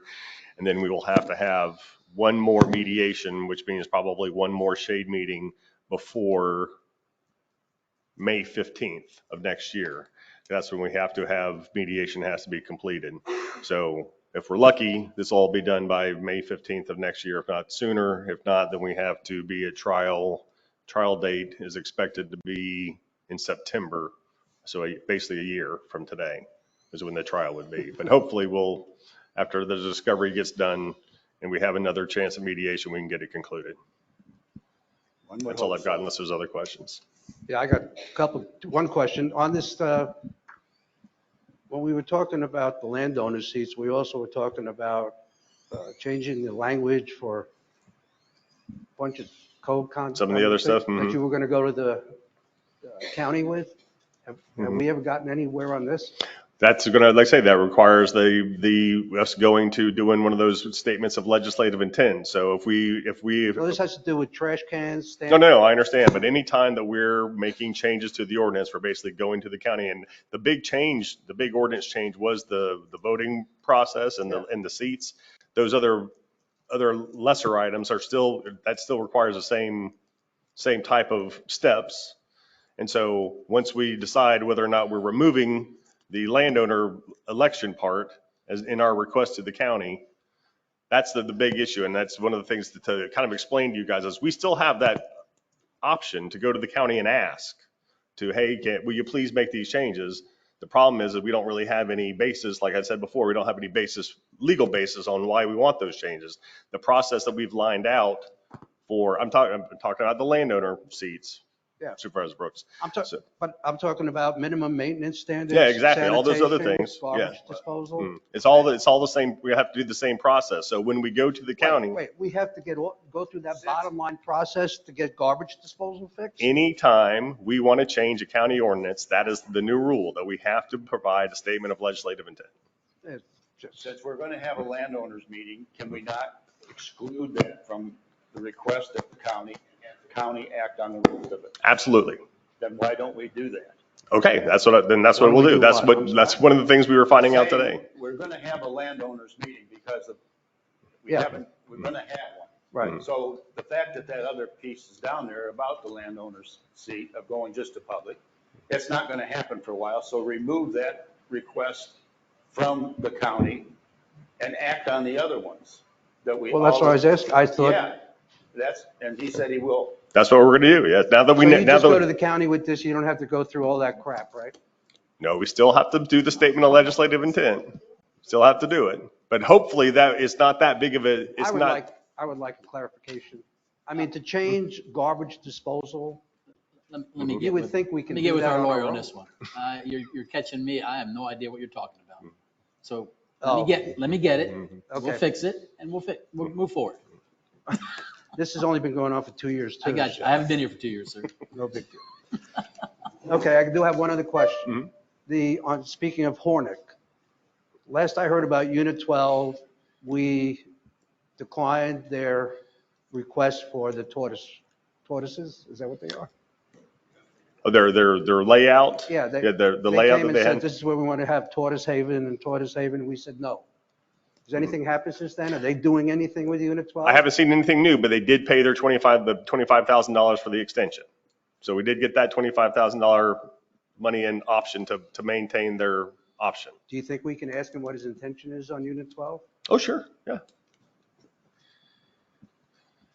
And see if he's got a new proposal for the tortoise habitat, where that's going to be. I think that's where we're at. The tortoise habitat has to be established and agreed upon first, correct? Before you can replot anything. Correct? I would think so, yeah. We'll get an answer. I think that's pretty important to us, and I think we need updates better than what we're. The problem was that the layout that was proposed did not, it was for 25 acres, because that's the district's contribution is going to be 25 acres, but the 25 acres that they had laid out did not include, it was 25 acres worth of lots. Right. It didn't include the roadways and stuff, and so it was we would be contributing a lot more than 25 acres, and so that's what we're trying to get. They need to propose to us 25 contiguous acres that they want. But that's been 2 months ago. Yeah, and it's just something we need better. Follow up. We need better follow up. Follow up. Which side? General Manager. Good morning. You have your general manager's report. Apologize, it's going to be lengthy, and they're going to continue to be lengthy because we're trying to get as much data out there, not only to y'all for good decision making, but I want to make sure our residents have exactly what we're doing, and we're doing a lot. So a lot of data in there, a lot of what I'll call sausage making, but do with it what you will. But it gives you a good snapshot of where we stand as a district. This is from a time period from the July timeframe, just based on our meeting schedule. I will not read it in depth. I will just go hit the highlights. So you're going to have due outs always from this meeting will be rolled into next meeting. The process for due outs, so we're all on the same page. After this meeting, our staff gets engaged with these individuals that requested an issue, a comment to include supervisors, and we will answer those in a timely manner prior to the next meeting. And then prior to the next meeting, I do a follow-up with everyone on there that had a specific question and say, are you satisfied with the answer that you were provided? And if they want to come back and speak again, great, they're allowed, they're more power to them, but at least they've gotten an answer. So we'll continue to do that. Nothing burning on your due out or your due outs from last month. I show you the action that we addressed. If you go to page 4 on HR, we've had a lot of vacancies. We filled a lot of vacancies. We have basically one large one still due out with our utility foreman. We're just trying to find the right fit for that, for a leadership position, rather than just a utility guy or gal. So we're doing some interviews this week and next week on that. We've replaced a lot of new folks in the office. So basically, we have a lot of new faces, from recreation attendants to our customer service front office, to our executive assistant, Melissa, and so on, to a construction services manager, handles our permits, Miss Glenna Thompson. So a lot of new faces that they're digging into their work, and I appreciate their vigor for wanting to join our team and help us out. And that drew a lot of departures that we've had some very familiar faces in the office these past years. Ms. Dossie, Angie, Sunday, and Adriana will departed service with us for other opportunities. So we wish them well on their endeavors. We did host a good job fair, and HR is here to elaborate more. We were kind of hesitant of the turnout, but it was a great turnout. Over 50 folks with a lot of resumes dropped off. So Ariel has a great snapshot of everyone that we can keep in our file for future call-outs. And that'll kind of expedite the process if we have some last-minute gaps in our manning. So that went well. And we'll probably continue those just to keep our resumes fresh. I don't know if it's going to be quarterly or every 6 months, but I'll let HR worry about the frequency of those. I'm about 25-30% done on my initial counseling with every staff member, so we're all clear. We have annual assessments, reviews that are done basically in the September timeframe. I do a first what I call general initial counseling with every staff member, from my custodian to Coral and everyone in between. And I do a face-to-face. I lay out the expectations as a Sun and Lake employee, as well as my specific expectations to their job. That's a good discussion we have, and it sets the stage that red lines are established right up front, and I will hold them accountable moving forward. So I'm about 30% done on those, and we'll continue. The biggest areas are my utility folks and some of my road and my maintenance guys that just trying to work schedules to get them. No big burning issues on our roads. We'll talk about the Sun and Lake Boulevard. The painting RFP, we've made our initial purchase order with the contractor for mobilization. So now he's going to come back with a paint consultant, not to choose the color, but to make sure the type of paint with the right additives are involved in that, and build a timeline for us on the actual painting schedule that we can work around major events, significant activities. And we should have that in the next couple weeks here once he gets back here. Based on that, we're still working the whole stone thing with this individual. This individual, into his initial proposal, included $7,000 to demolish and install rock. So that's in his proposal, just not the rock. So now I'm working with some local vendors here where we as a district can get the right type of facade rock so we can give it to this individual and let him do the whole project. It'll probably be, I want to call it concurrent with the painting, but it's a different crew. He'll manage it, and we should have more by next board meeting to tell you the install schedule on the rock specifically. But the paint we should see in about a 2 to 4 month window completion. If you go to page 8, the new meter project's going extremely well. We're actually past 450 right now installed. We're starting to get we are getting live feeds on all those, as well as this billing cycle, and correct me if I'm wrong, this billing cycle is still using, for the majority, estimates. I'm talking the September billing cycle. And it's just how the system is in place. We foresee in the October timeframe for sure, there'll be a large portion of Sun and Lake residents will be on live meter reads with accurate assessments, accurate numbers for their bills. And then as we finish out the rest of Sun and Lake, we'll get everyone on that by no later than the November timeframe. But it's going well. We have weekly meetings with the contractors. We've had some issues with dirt piles, open lids when they're swapping out. Some of the older pipes are breaking when they try to turn it to put a new meter in. So we're addressing those, and that's we're trying to get the word out ahead of time when they're in your neighborhood, so you can plan accordingly that there's crews working in your area, on your street, and that's going out through our social media platforms. You'll see a new portion there of safety and security. So I've gotten with the fire and the sheriff folks, and they're giving us live data that they collect from their responses. And you see that data in there. The amount of calls, the amount of arrests, crash investigations. That is Sun and Lake total. Now, the way they look at Sun and Lake, they look at it Tanglewood and Sun and Lake. I'm going to have them merge it moving forward. So we're not singling out Tanglewood. That's just the way the sheriff department accounts for the numbers. So he now knows that what our requirement is. He will collectively put that together. But it gives you a good snapshot of the amount of county responses in our district. And that's key because right below there, you see the amount of Sun and Lake security responses in our district. There's a lot. We're working on the effectiveness of that, and more to follow on that in my discussions with that department of how we're going to re-wicker that it's more so code/security, not verse. I got just clarification. Yeah. So the 1,418 calls. Yep. That's the county's interpretation of Sun and Lake? 1418 is just Sun and Lake, less Tanglewood in a month. Yes, sir. And our security had? 640. 69. Hours. No, that's hours So the worked. county had 1,418 and we only had 69? Yes, sir. Yeah. I mean, you obviously understand the difference in our security is not empowered to ticket, arrest. So there's a major difference there, but it goes to also their presence needs to be a little bit more out there.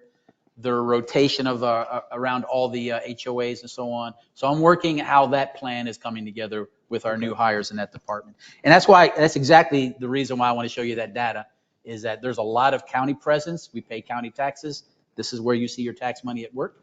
But at the same time, I want to make sure that our security force is effective and doing the right thing, to include how many miles we patrol and so on.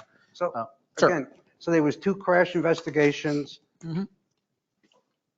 by the county. Did we have the same 2? No, sir. Like I said, we do not get involved in any of the county enforcement. Our investigations now go to the second page. That's the top 5 issues that our security folks focus on compared to what the county does. So we're worried about an animal issue, loose, that type of animal. And that's what our guys, suspicious activity, someone calls, hey, there's someone in the backyard, come by. We do that. So that's the top 5 of all the 69 incidents. And you see the amount number there is how much time our folks are focused on those, because the county sheriffs are not looking at those things. All right? Okay. So that's the comparable I'd like you to see. Now you drop down to the code enforcement. So that was security. Now your code enforcement numbers, just in 1 month, we had 107 infractions. 41 of those are recurring. That's unacceptable. And I've had this discussion. And that's why I'm saying we're making some big changes in our code enforcement folks, in their mindset of that. Because while we are a heavy on code compliance, compliance goes out the door when you're a recurring offender. There is no compliance there. That's just putting a middle finger up to the Sun and Lake District saying, thank you. And that's unacceptable. So I'm not going to deal with that. But that's been the mindset of my security team. So we're going to change that. That's going to drive into working with our legal to make sure we have the right on the books enforcement mods, tools that when we hold these folks accountable for the recurring, what can we physically do? So more to come on that. That's a major philosophical difference that we're going to work on. What I would offer that we have 107. We got a lot of recurring. These are the issues with the recurring. Reaching out to county code enforcement, in the 8 months of 2023, they've only had 10 enforcement cases in Sun and Lake. Of all the county enforcement that we like to say, well, the county does that, the county does that, the county does that.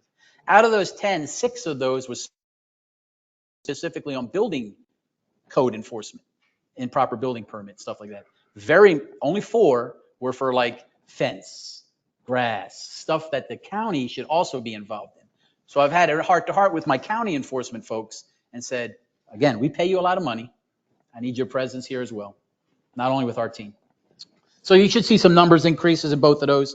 And it's really going to come down to, I am not about charging folks, but if you are a recurring offender and you're just consistently just saying, my trash can's staying out there, and damn if you want to do anything about it. You know what? We'll have some words, okay, and we'll work towards that. So Very good. All right. There's some golf operations, restaurant operations. That's basically a summary of what Mike puts together. with Jimmy. So a kind of synopsis. I would say to Mike's point, you've seen a difference in how the golf does their books because it goes through a separate accounting. How we do our books, we're trying to get them to look exactly the same. So when you guys are comparing apples to apples with how funds are coming in and so on. So I'm going to work with our accounting folks on what we want our treasurer's report to look like. And once we get that locked in stone, we'll work with Troon to figure out how they're doing it to mirror ours. So that's a work in progress to basically show you the real numbers. If you go to page 12, all I'm going to highlight on community service, it's we have 3 months left in the year. We've exceeded all our goals that we set for last year with funding for our amenities, I will say. So good for that. We're going to put some good level goals for 2024 to make sure we're trying to strive to get that type of not only revenue, but when we get that revenue, how we're reinvesting it back into the amenities. So there's still premier amenities. That's our goal. So good job on our community service with all that. And I also added in there, you'll see there's been a lot of discussion of usage. We have the tools to track that. You're going to start seeing a tracking model here of, yeah, we have 1,000 pool members, but we only have the throughput into the pool of X amount.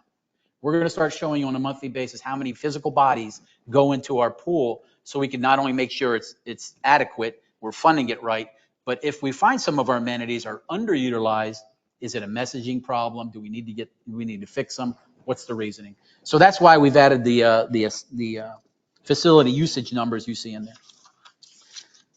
And then again on that, if you go to the budget section, bottom line is other than those 3 areas, this is this year's budget. Other than the 3 areas in red, where we're over what I call overutilization, building and grounds, capital improvements, and utility department, that's where I'm digging into their individual budgets to find out reasonings. More to follow on that. Nothing nefarious there. It's just we have a few more months left in the year, and we're already busting budget there in some of the areas. This will drive a budget amendment coming back to you all if required before the end of the year.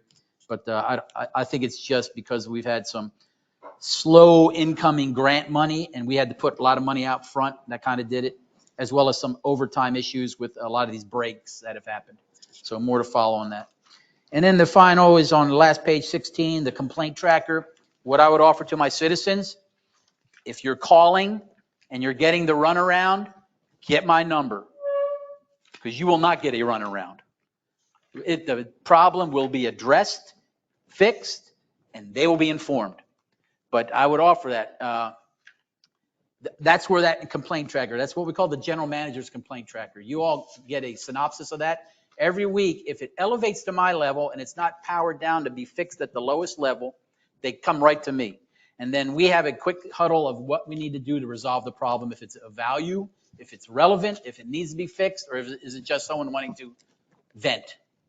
That's what makes it on this thing. Right now I got about 7, this is just a month, 7 that are still works in progress, trying to either get information for an individual or find the corrective action for that individual. And we'll continue to keep this tracker.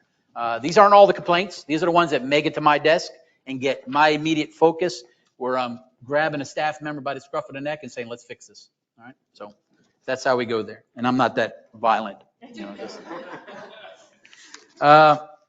Subject to your questions, what we have 3 motions that are basically administrative that I'm asking for a motion to clean up some of our housekeeping.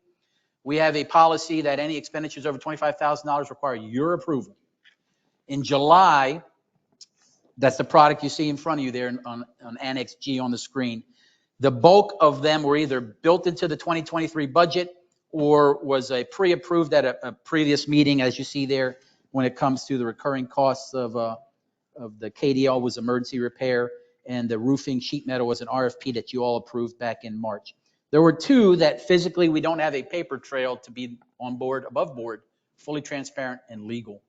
So I'm asking for a motion that even though these are done, these have been executed, you all talked about them, but we never brought them for a motion to approve me, the district, to spend X amount above $25,000. So to keep our books in order, to make sure we have a paper trail, we have 2 items, a utility service install of the 250K storage tanks in our wastewater treatment plant. These are ARPA money, but we had to pay for them, install them, and wait for a check. So it was an expenditure over $25,000 of Sun and Lake money. I'm asking for that to be approved, as well as the repairs on the sidewalk. This was something that was discussed. We had additional money from our CIP that was excess, and because the county built the road on the sidewalk on the north side of Sun and Lake, we said, while you're out there, connect us on Columbus. You all agreed to it in concept. We spent the money, but I need a motion to approve it. So I'm asking for two motions there to approve the spending of over $25,000 so we keep our books in order. Do you need them separate? I'd prefer them to be separate, yes, sir. Yep. So the first one is, Motion to approve expenditures of the aeration trays for $94,000. I'll make a motion to approve that. Second.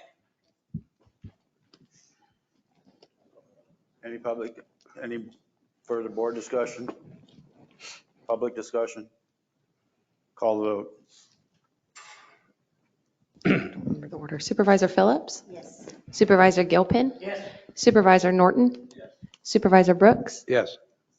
President Herrick? Yes. And then secondly, a motion to approve the Columbus Drive sidewalk extension of $48,401 from the CIP excess. I'll make a motion to approve the Columbus sidewalk connection. Second. Here, in the middle. Any further board discussion? Public comment? Call the vote. Supervisor Gilpin? Yes. Supervisor Norton? Yes. Supervisor Brooks? Yes. Supervisor Phillips? Yes. President Herrick? Yes. Thank you for that. We'll keep everything above board there. The next point is a discussion on the proposed U-Haul expansion off Frontage Road. You have an attachment. You have a graphic on the screen. This is a county initiative, or they're going through the county because it's a zoning issue. County approached us with our input to allow this. So if you all know Tanglewood's entrance off of 27, you all know there's a big U-Haul right there on 27.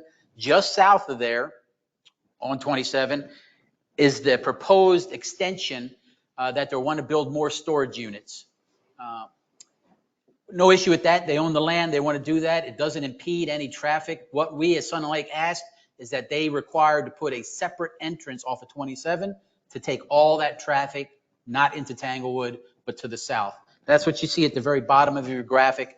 It's a separate entrance. So you're going to hit the Tanglewood entrance, and if you want to go to U-Haul, you'll drive another 300 meters. You'll take a separate entrance. You'll be able to go into U-Haul per se, and it should reduce the amount of traffic into Tanglewood, specifically for the U-Haul initiative. That was our only feedback. Everything else is in line. This new construction, as stated in here, would only generate some initial permit money, but that U-Haul place pays us about $15,000 a year in assessment fees. So an extension of that amount, that size, would bring an equivalent, the same amount of assessment fees for that additional expansion. So we're fine with it with Sun Lake. Don't need a motion here because the county's going to approve it, but just as long as there's consensus that you guys are good with that. That's not visible. The extension is not visible off of 27, is it? Or will it be? What do you mean the extension, sir? The entrance? What he's going to develop, will you be able to see it off of 27? Well, you'll see that there's a two-story building in the front that you'll see. Well, that's this existing building. All that in gray is all new. That's all new construction. So when you drive down 27, you'll pass the U-Haul on your right. You see there's a billboard there. There's the entering Sebring sign. It's right before the entering Sebring sign is where they're going to bust into the woods there a little bit and build that larger parking lot way to the back. Does that go to the end of the frontage road? It goes all the way up to Frontage That's what I Road. thought. Yes, sir. Okay. They're going to be responsible for the connection into Frontage, as well as a separate entrance off of 27. I thought it ended right there. Yep. And that's our property line, isn't it? Sun Lake? Yes, sir. The end of that Frontage Road. Yes, sir. So county's just waiting on us to say we agree with that in concept, and just wanted to make sure you all are good with that. Yep, we do. Anybody got it? It's fine. You have a consensus. Thank you. And then the final issue I'm asking for a motion. We've had obviously our break here on Sun Lake Boulevard. It's a 6-inch and a 12-inch water line. The product you have in your paper is a graphic showing the water lines. Basically, same break, same location, but not the repair. This was a break north of there, north of the repair that was done a month and a half ago, 2 months ago. The issue we have there is it is not anything to do with the asbestos line. There is no asbestos in any of that line. the asbestos coated lines.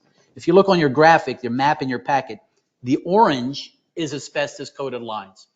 So we have a main 12-inch line running down Sun and Lake that's asbestos coated. It is not what we're talking about here. So there was a little information placed in the paper that was a little misleading. I just want to get that corrected for the record. The lines in question are a 6-inch and a 12-inch PVC line that was installed 40 plus years ago. At that time, PVC had a lifespan of 30 years. So right now, that's what's happening. They're fracturing, they're cracking, and that's what's happened right there at Sun and Lake. The challenge we have with, if we just fix the Sun and Lake portion with the boring, we will have cracks and fractures on the rest of that line because now it's been compromised. So the recommendation we're having, you see those bubbles, the green bubble is what needs to be fixed immediately with the boring because they have to go under Sun and Lake. That's the roughly $100,000 cost to get them to do that. The 4 orange bubbles are all mostly open trench work. We can get to it from the top, not a lot of boring. There's a small section of boring right by the district office, as you see on your map. They'll have to go under Columbus. But there's an open trench work that we would like to get done and replaced, and that would get us over a mile of existing PVC lines that we are supposed to replace. If you remember what was submitted to the state, if you look at our CIP plan for long-term, our capital plan, we should be replacing close to 5 miles of old PVC annually. We are nowhere near that. This will get us on the right path to get that thing reset and to start the process moving forward of annual replacements of these aging lines that will continue to break. Separate discussion with the ACL, the asbestos coated lines. So what I'm asking for here is we don't have an RFP out. Our engineer is putting together the hard numbers and the design specs for this replumbing. The old line will not be dug up. It'll just be filled in, and 2 new lines will be laid through a surface trench when they connect it into the boring. And we will have 2 new lines, 12-inch and 6-inch, from our water well that's to the south there by the tennis courts. From there, we'll have a new raw water, what we call it, line that goes to our purification. And then you'll have a new 12-inch line that feeds Sun and Lake, mostly our business district, as well as our, I believe that's Unit 2, that's down there to the front of Sun and Lake. So the request here is a motion to approve repairs up to $400,000 from our utility budget as well as our CIP once the RFPs come back in. If you're not comfortable with the $400,000, I at least need $100,000 to approve the immediate repair of the boring because that needs to be done so I can repave the surface. And that's what we're asking for now. Let me clarify. You are going to replace the 6-inch line, all 300, is it like 300? 300 feet of Sun and Lake, yes, sir. Yeah. And the 12-inch. And the 12-inch Yes, sir. line. Yep. The 12-inch line being the asbestos coated. No, there's no asbestos at all. There is, neither one of them are. The 12-inch is the fresh water that we pump from our purification plant. Okay. The 6-inch is raw water we draw up from the well. Gotcha. Okay. So you're needing $400K to replace both lines. Both lines for the totality of the project. And the trenching. Yes, sir. And the boring. Yes, sir. Yep. Yep. So now we're up to 900,000. I mean, I'm just the money guy. So now we're up to 900,000. The stupid question is, can we afford this? Well, this is a necessity. Well, everything's a necessity. Well, no, this is a necessity. This is 900,000 that we weren't This is planning on 400,000. spending, I Where think. are you getting that 900,000? Well, this is 400. Yep. The other thing is, No, sir. Oh, the boring is included in this. the Yeah. boring is included in the 400,000? 100,000 is just the bore. The other 300,000 is the rest of the open trench work to replace both And the lines. pipe. So how much totally are you asking? Oh, 400,000. No, but what about the other things that we discussed earlier? That's nothing? The 100,000 for, The 100,000 for the, so it's a half. Oh, a million? that's Columbus, the FEMA project. Well, Yes, sir. I know, but totally, what are you asking? Well, yes, sir. Is I it mean, that was- 900,000? Am I wrong? No, if you add this to what we have to pay out for Columbus repairs, it's probably in the $500,000 range total. Yeah. So this is the Sun and Lake fix. So just the Sun and Lake fix. I'm going to call it the fix plus because we are replacing lines that we need to replace.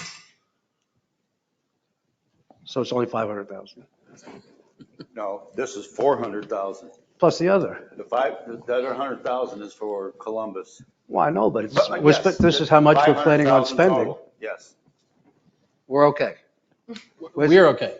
We're okay. Yes, sir. Yes, sir. We are okay. Yes. Anything else that's coming? Well, there's a lot coming. And we were warned of this, that I think you've been warned on it many it times shouldn't be a over many surprise to anybody. meetings. Yes, sir. But this has got nothing to do with the big number that's still yet to come, right? You're exactly right. The wastewater plant. Yes, sir. All right, I'd like a motion to approve 400K for the replacement of two pipes, the 6-inch and the 12-inch or 10-inch. 6 and 12. Yes, sir. 6 and 12. And the Motion. trenching and the boring. I make that motion. And I second it. Any further board discussion? Public discussion. Call the vote. Supervisor Norton, Yes. Supervisor Brooks, Yes? Supervisor Phillips, Yes. Supervisor Gilpin, Yes. President Herrick. Yes. Thank you for that, and I think I am good. I hope so.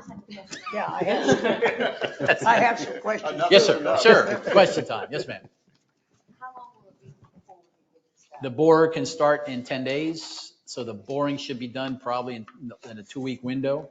The trench work is going to be probably a 60-day project. Yeah. So we're gonna have that steel stuff there for how long? No. The road should be, we can get the road paved by the middle of September, be done with that. That's the boring. Yeah, I'm talking the open trench work. That'll be a longer project. Yeah. I got a couple of things about that. Yes, sir. I love the code enforcement thing that you're doing, and we've talked, so I'm sure you're working towards it, because we've had these, I've been here 8 years, and we've had these problems. They never get solved. And I think what you're approaching is, I don't care how many rules we have, we need to make sure that it's done. And I think and I appreciate that. I mean, we can talk and talk and talk, but if somebody can just keep breaking the rules. So I like that. And I want to thank you for getting rid of the dirt pile, whether it was you or Jimmy. You have a fellow colonel back there in the back row that it was right by his house. Oh, well, I'm glad we could help you out. He'll be happy. And I'd let another guy know that's, thank you for doing that, guys. And It was a team effort between our entire team. yes, makes my job a little easier when you do stuff like that. Thank you. Sir. I'll be followed by finance. Do we want to, before you go, do we want to talk about what we were going to do with Scott, talk about what we were going to talk about with Scott Schumacher? Or are we just going to table that until next meeting? Okay, so this was about the Schumacher extension. So he was at a meeting. I have a meeting with him actually 11:30 today. We're going to go on site and look at it. And in your packet, there should be a graphic that shows the current discussion. Can we get to that slide so we can look at it? It's got the red box around the Schumacher-Cortez connection.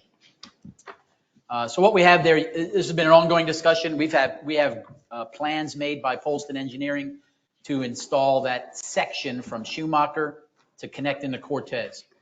The challenge of putting on my engineer hat and having discussions with the engineering firm, the challenge we're going to run into, if you look at Ortega as the example of what a new entrance should look like, appropriate width, retention ponds, access into Sun and Lake.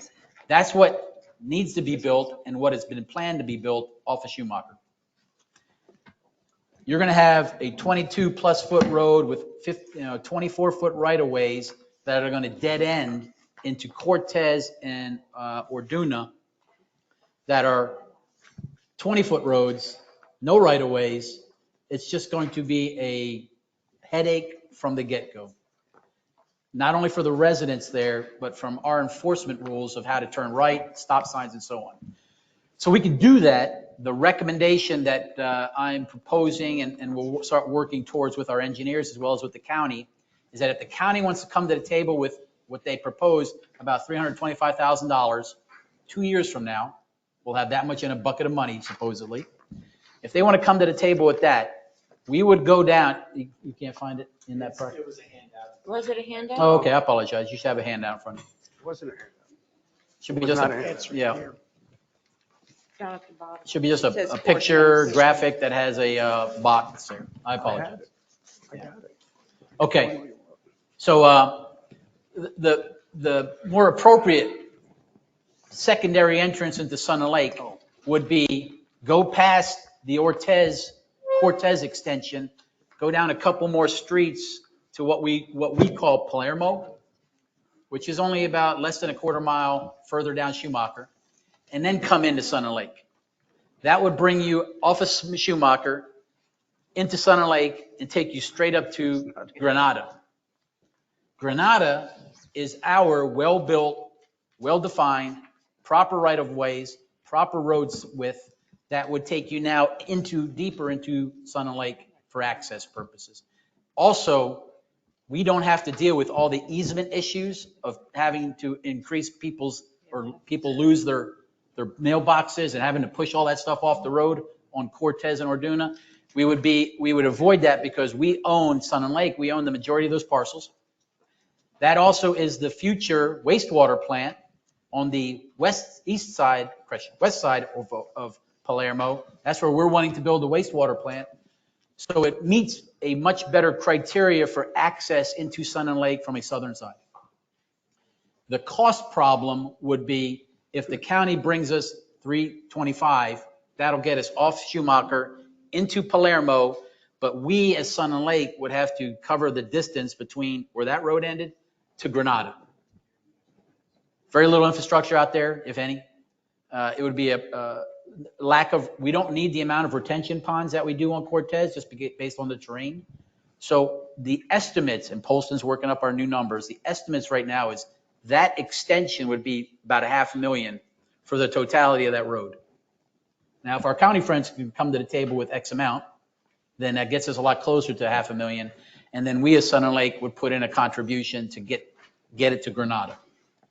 So I would recommend that we look at a westerly push rather than trying to squeeze in this road into two very developed neighborhoods, two smaller roads, and it is just going to cause issues for us as Sun and Lake. So that's the discussion I will have today with the county, see their appetite on it, as well as have that further discussion with residents, as well as you all moving forward.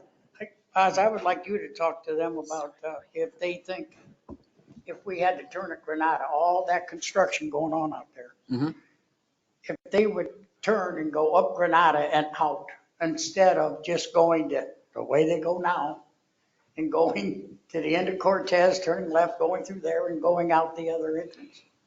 Because you're asking all those people to turn at Granada and go west. And then that. You're talking our residents leaving. That it might be a good idea, but I don't know how many people will do that. Yes, sir. And so I would like you to ask. Sure. Because to me, they will probably just go right down the same way. Ask what? If they think the people would go up Granada and then out that way. Yeah. I kind of think they're going to keep going down Cortez the way they're going. That's a good point. I think we would have to do some traffic studies there to see the amount of throughput going there. Wait, it's from Cortez down to Palermo, it was what, a quarter mile? Oh, yeah, not even that. Yes, sir. Okay. Yeah. So, it's just getting well, but you got to remember, Cortez right there has also got 2 speed bumps. Yeah. And to turn and go west, to go to Palermo, to come down to a clean shot, I think once people realize that it was there, they could very well start utilizing it. Yeah, they could. I mean, versus going down through on Orduna, which is a very narrow street to begin with, and it's going to get busier, and there's going to be, there will be petitions put together saying that they want speed bumps put in on Orduna also to offset all the additional traffic. There'd be some So Granada. I think there's a lot of pluses to what you're asking. The biggest issue we're going to have is the financials. It's a cost. Yes, sir. Yes, sir. Because like I say, you're taking that small segment that we've been talking about, and we're having to double it almost to get to Granada. I mean, the key is we want to get an exit to Schumacher. That's the bottom line, is what we're trying to accomplish. Right. Yep. But, and again, that the 325 or 350 that the county has been saying is what they were going to have to put in. Yep. Doesn't take us down to Palermo. It just takes us It to, takes us down to Cortez. I think. So there's going to be additional funding that they have to put together. Yes, sir. Just to get down to Palermo. Yeah. So it'd be interesting to see what Scott says. Yes, yep. We'll know some more today, and he'll work it through the halls up there and see if there's any appetite for it. I think for clarification though, if the county's giving us money for a Sun and Lake project. Right. This is not a county road. That little segment will not be a county road. It'll be a Sun and Lake road with county funding. So we're clear on that. Because some residents think the county's building a county road, why don't they pay for it all? Well, they're not. It's not a county. Yes. It's our Schumacher is county. Schumacher will be upgraded. But as soon as you turn right or north, that's us. Yeah. And this is a perfect example of Mr. Brooks' comment. If you look at the map now, this was a great topic, great discussion, but I think that ship has sailed because the engineering that we've got done, we've prepared, did not have a big old building warehouse that someone built. So that's going to have to be redone. So, and it did not have the build out of that house and a bunch of other houses on Cortez and Orduna. So those were not there when we got our designs. You have a lot more retention ponds there. And if we have to go back to Polston, which we would, and say, redesign me now this access, if we wanted to stick to the original spot, I'm more than likely to be coming to you and say, I need to buy some more land going more east because we can't fit what we need to fit in that spot. We can fit it if we go out west because we own that all. Yeah, I understand. Well, the only concern about going out west is the traffic, right? If we can get the traffic to go out there.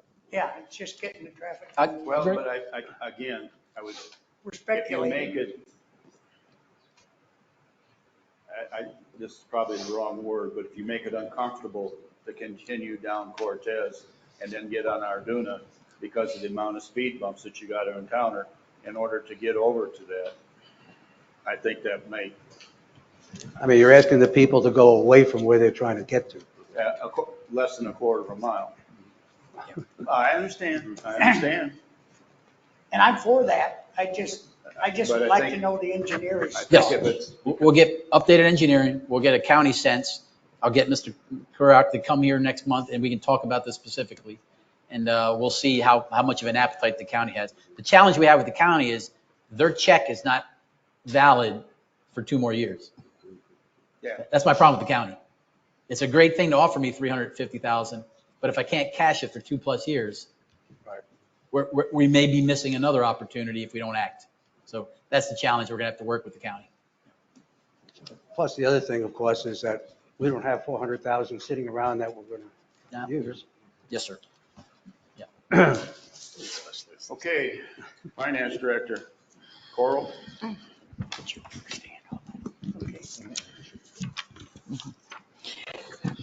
Good morning.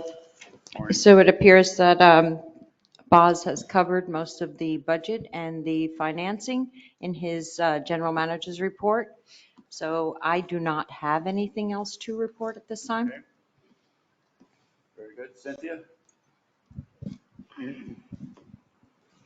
Likewise, I don't have anything new to cover. One thing you went over at the beginning of the meeting's upcoming events, the one you mentioned was the Walk with a Doc event, which we are beginning this Thursday night. That's a collaborative program we're doing with Advent Health from up at the hospital here. It's a nationwide program, and it's really just to get people out and being active. And at each event, one of the doctors from the hospital comes out and walks with the group, so you can get kind of health information, ask questions while you're out walking. So there's no cost to the district to do that. The hospital is sponsoring it, so we're looking forward to that being a good partnership with the hospital. Sure. Thank you. Follow-up items. Any? I think the one alibi is in your packet. We synchronized the golf tourney schedule. The district, we sat down, I just want to make it clear, I think my board knows this, is that the golf and the restaurant operate under district guidance. So I have very good and long meetings with my friends at the end of the table. And we synchronize it. And we synchronize it to the point that you charge me to oversee their budget. That's what I do. Part of that is making sure we have a tournament schedule that doesn't impact the bottom line when it comes to member events, non-member events, and the public access that generates a lot of money for us. So you have it in your packet. We presented it a little bit different way, an actual calendar where you can visually see how it lays out on each other. We do it by quarter, the amount of revenue generated by non-member and member events. So you see a snapshot in time there of the money that's generated. And then if you want to get into the details of what those items are, we've attached the actual events, the name, the amount of players that we've habitually had, as well as the total revenue generated. Just showing this for informational purposes so we can publish it out and get it out to all our pertinent parties. So, Very good. that's all I ask you. New business? Discussion to and from the board?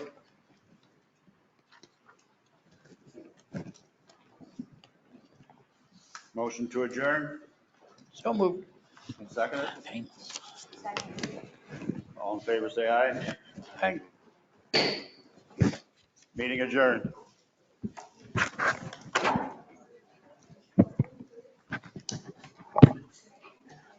All right. Notes for you.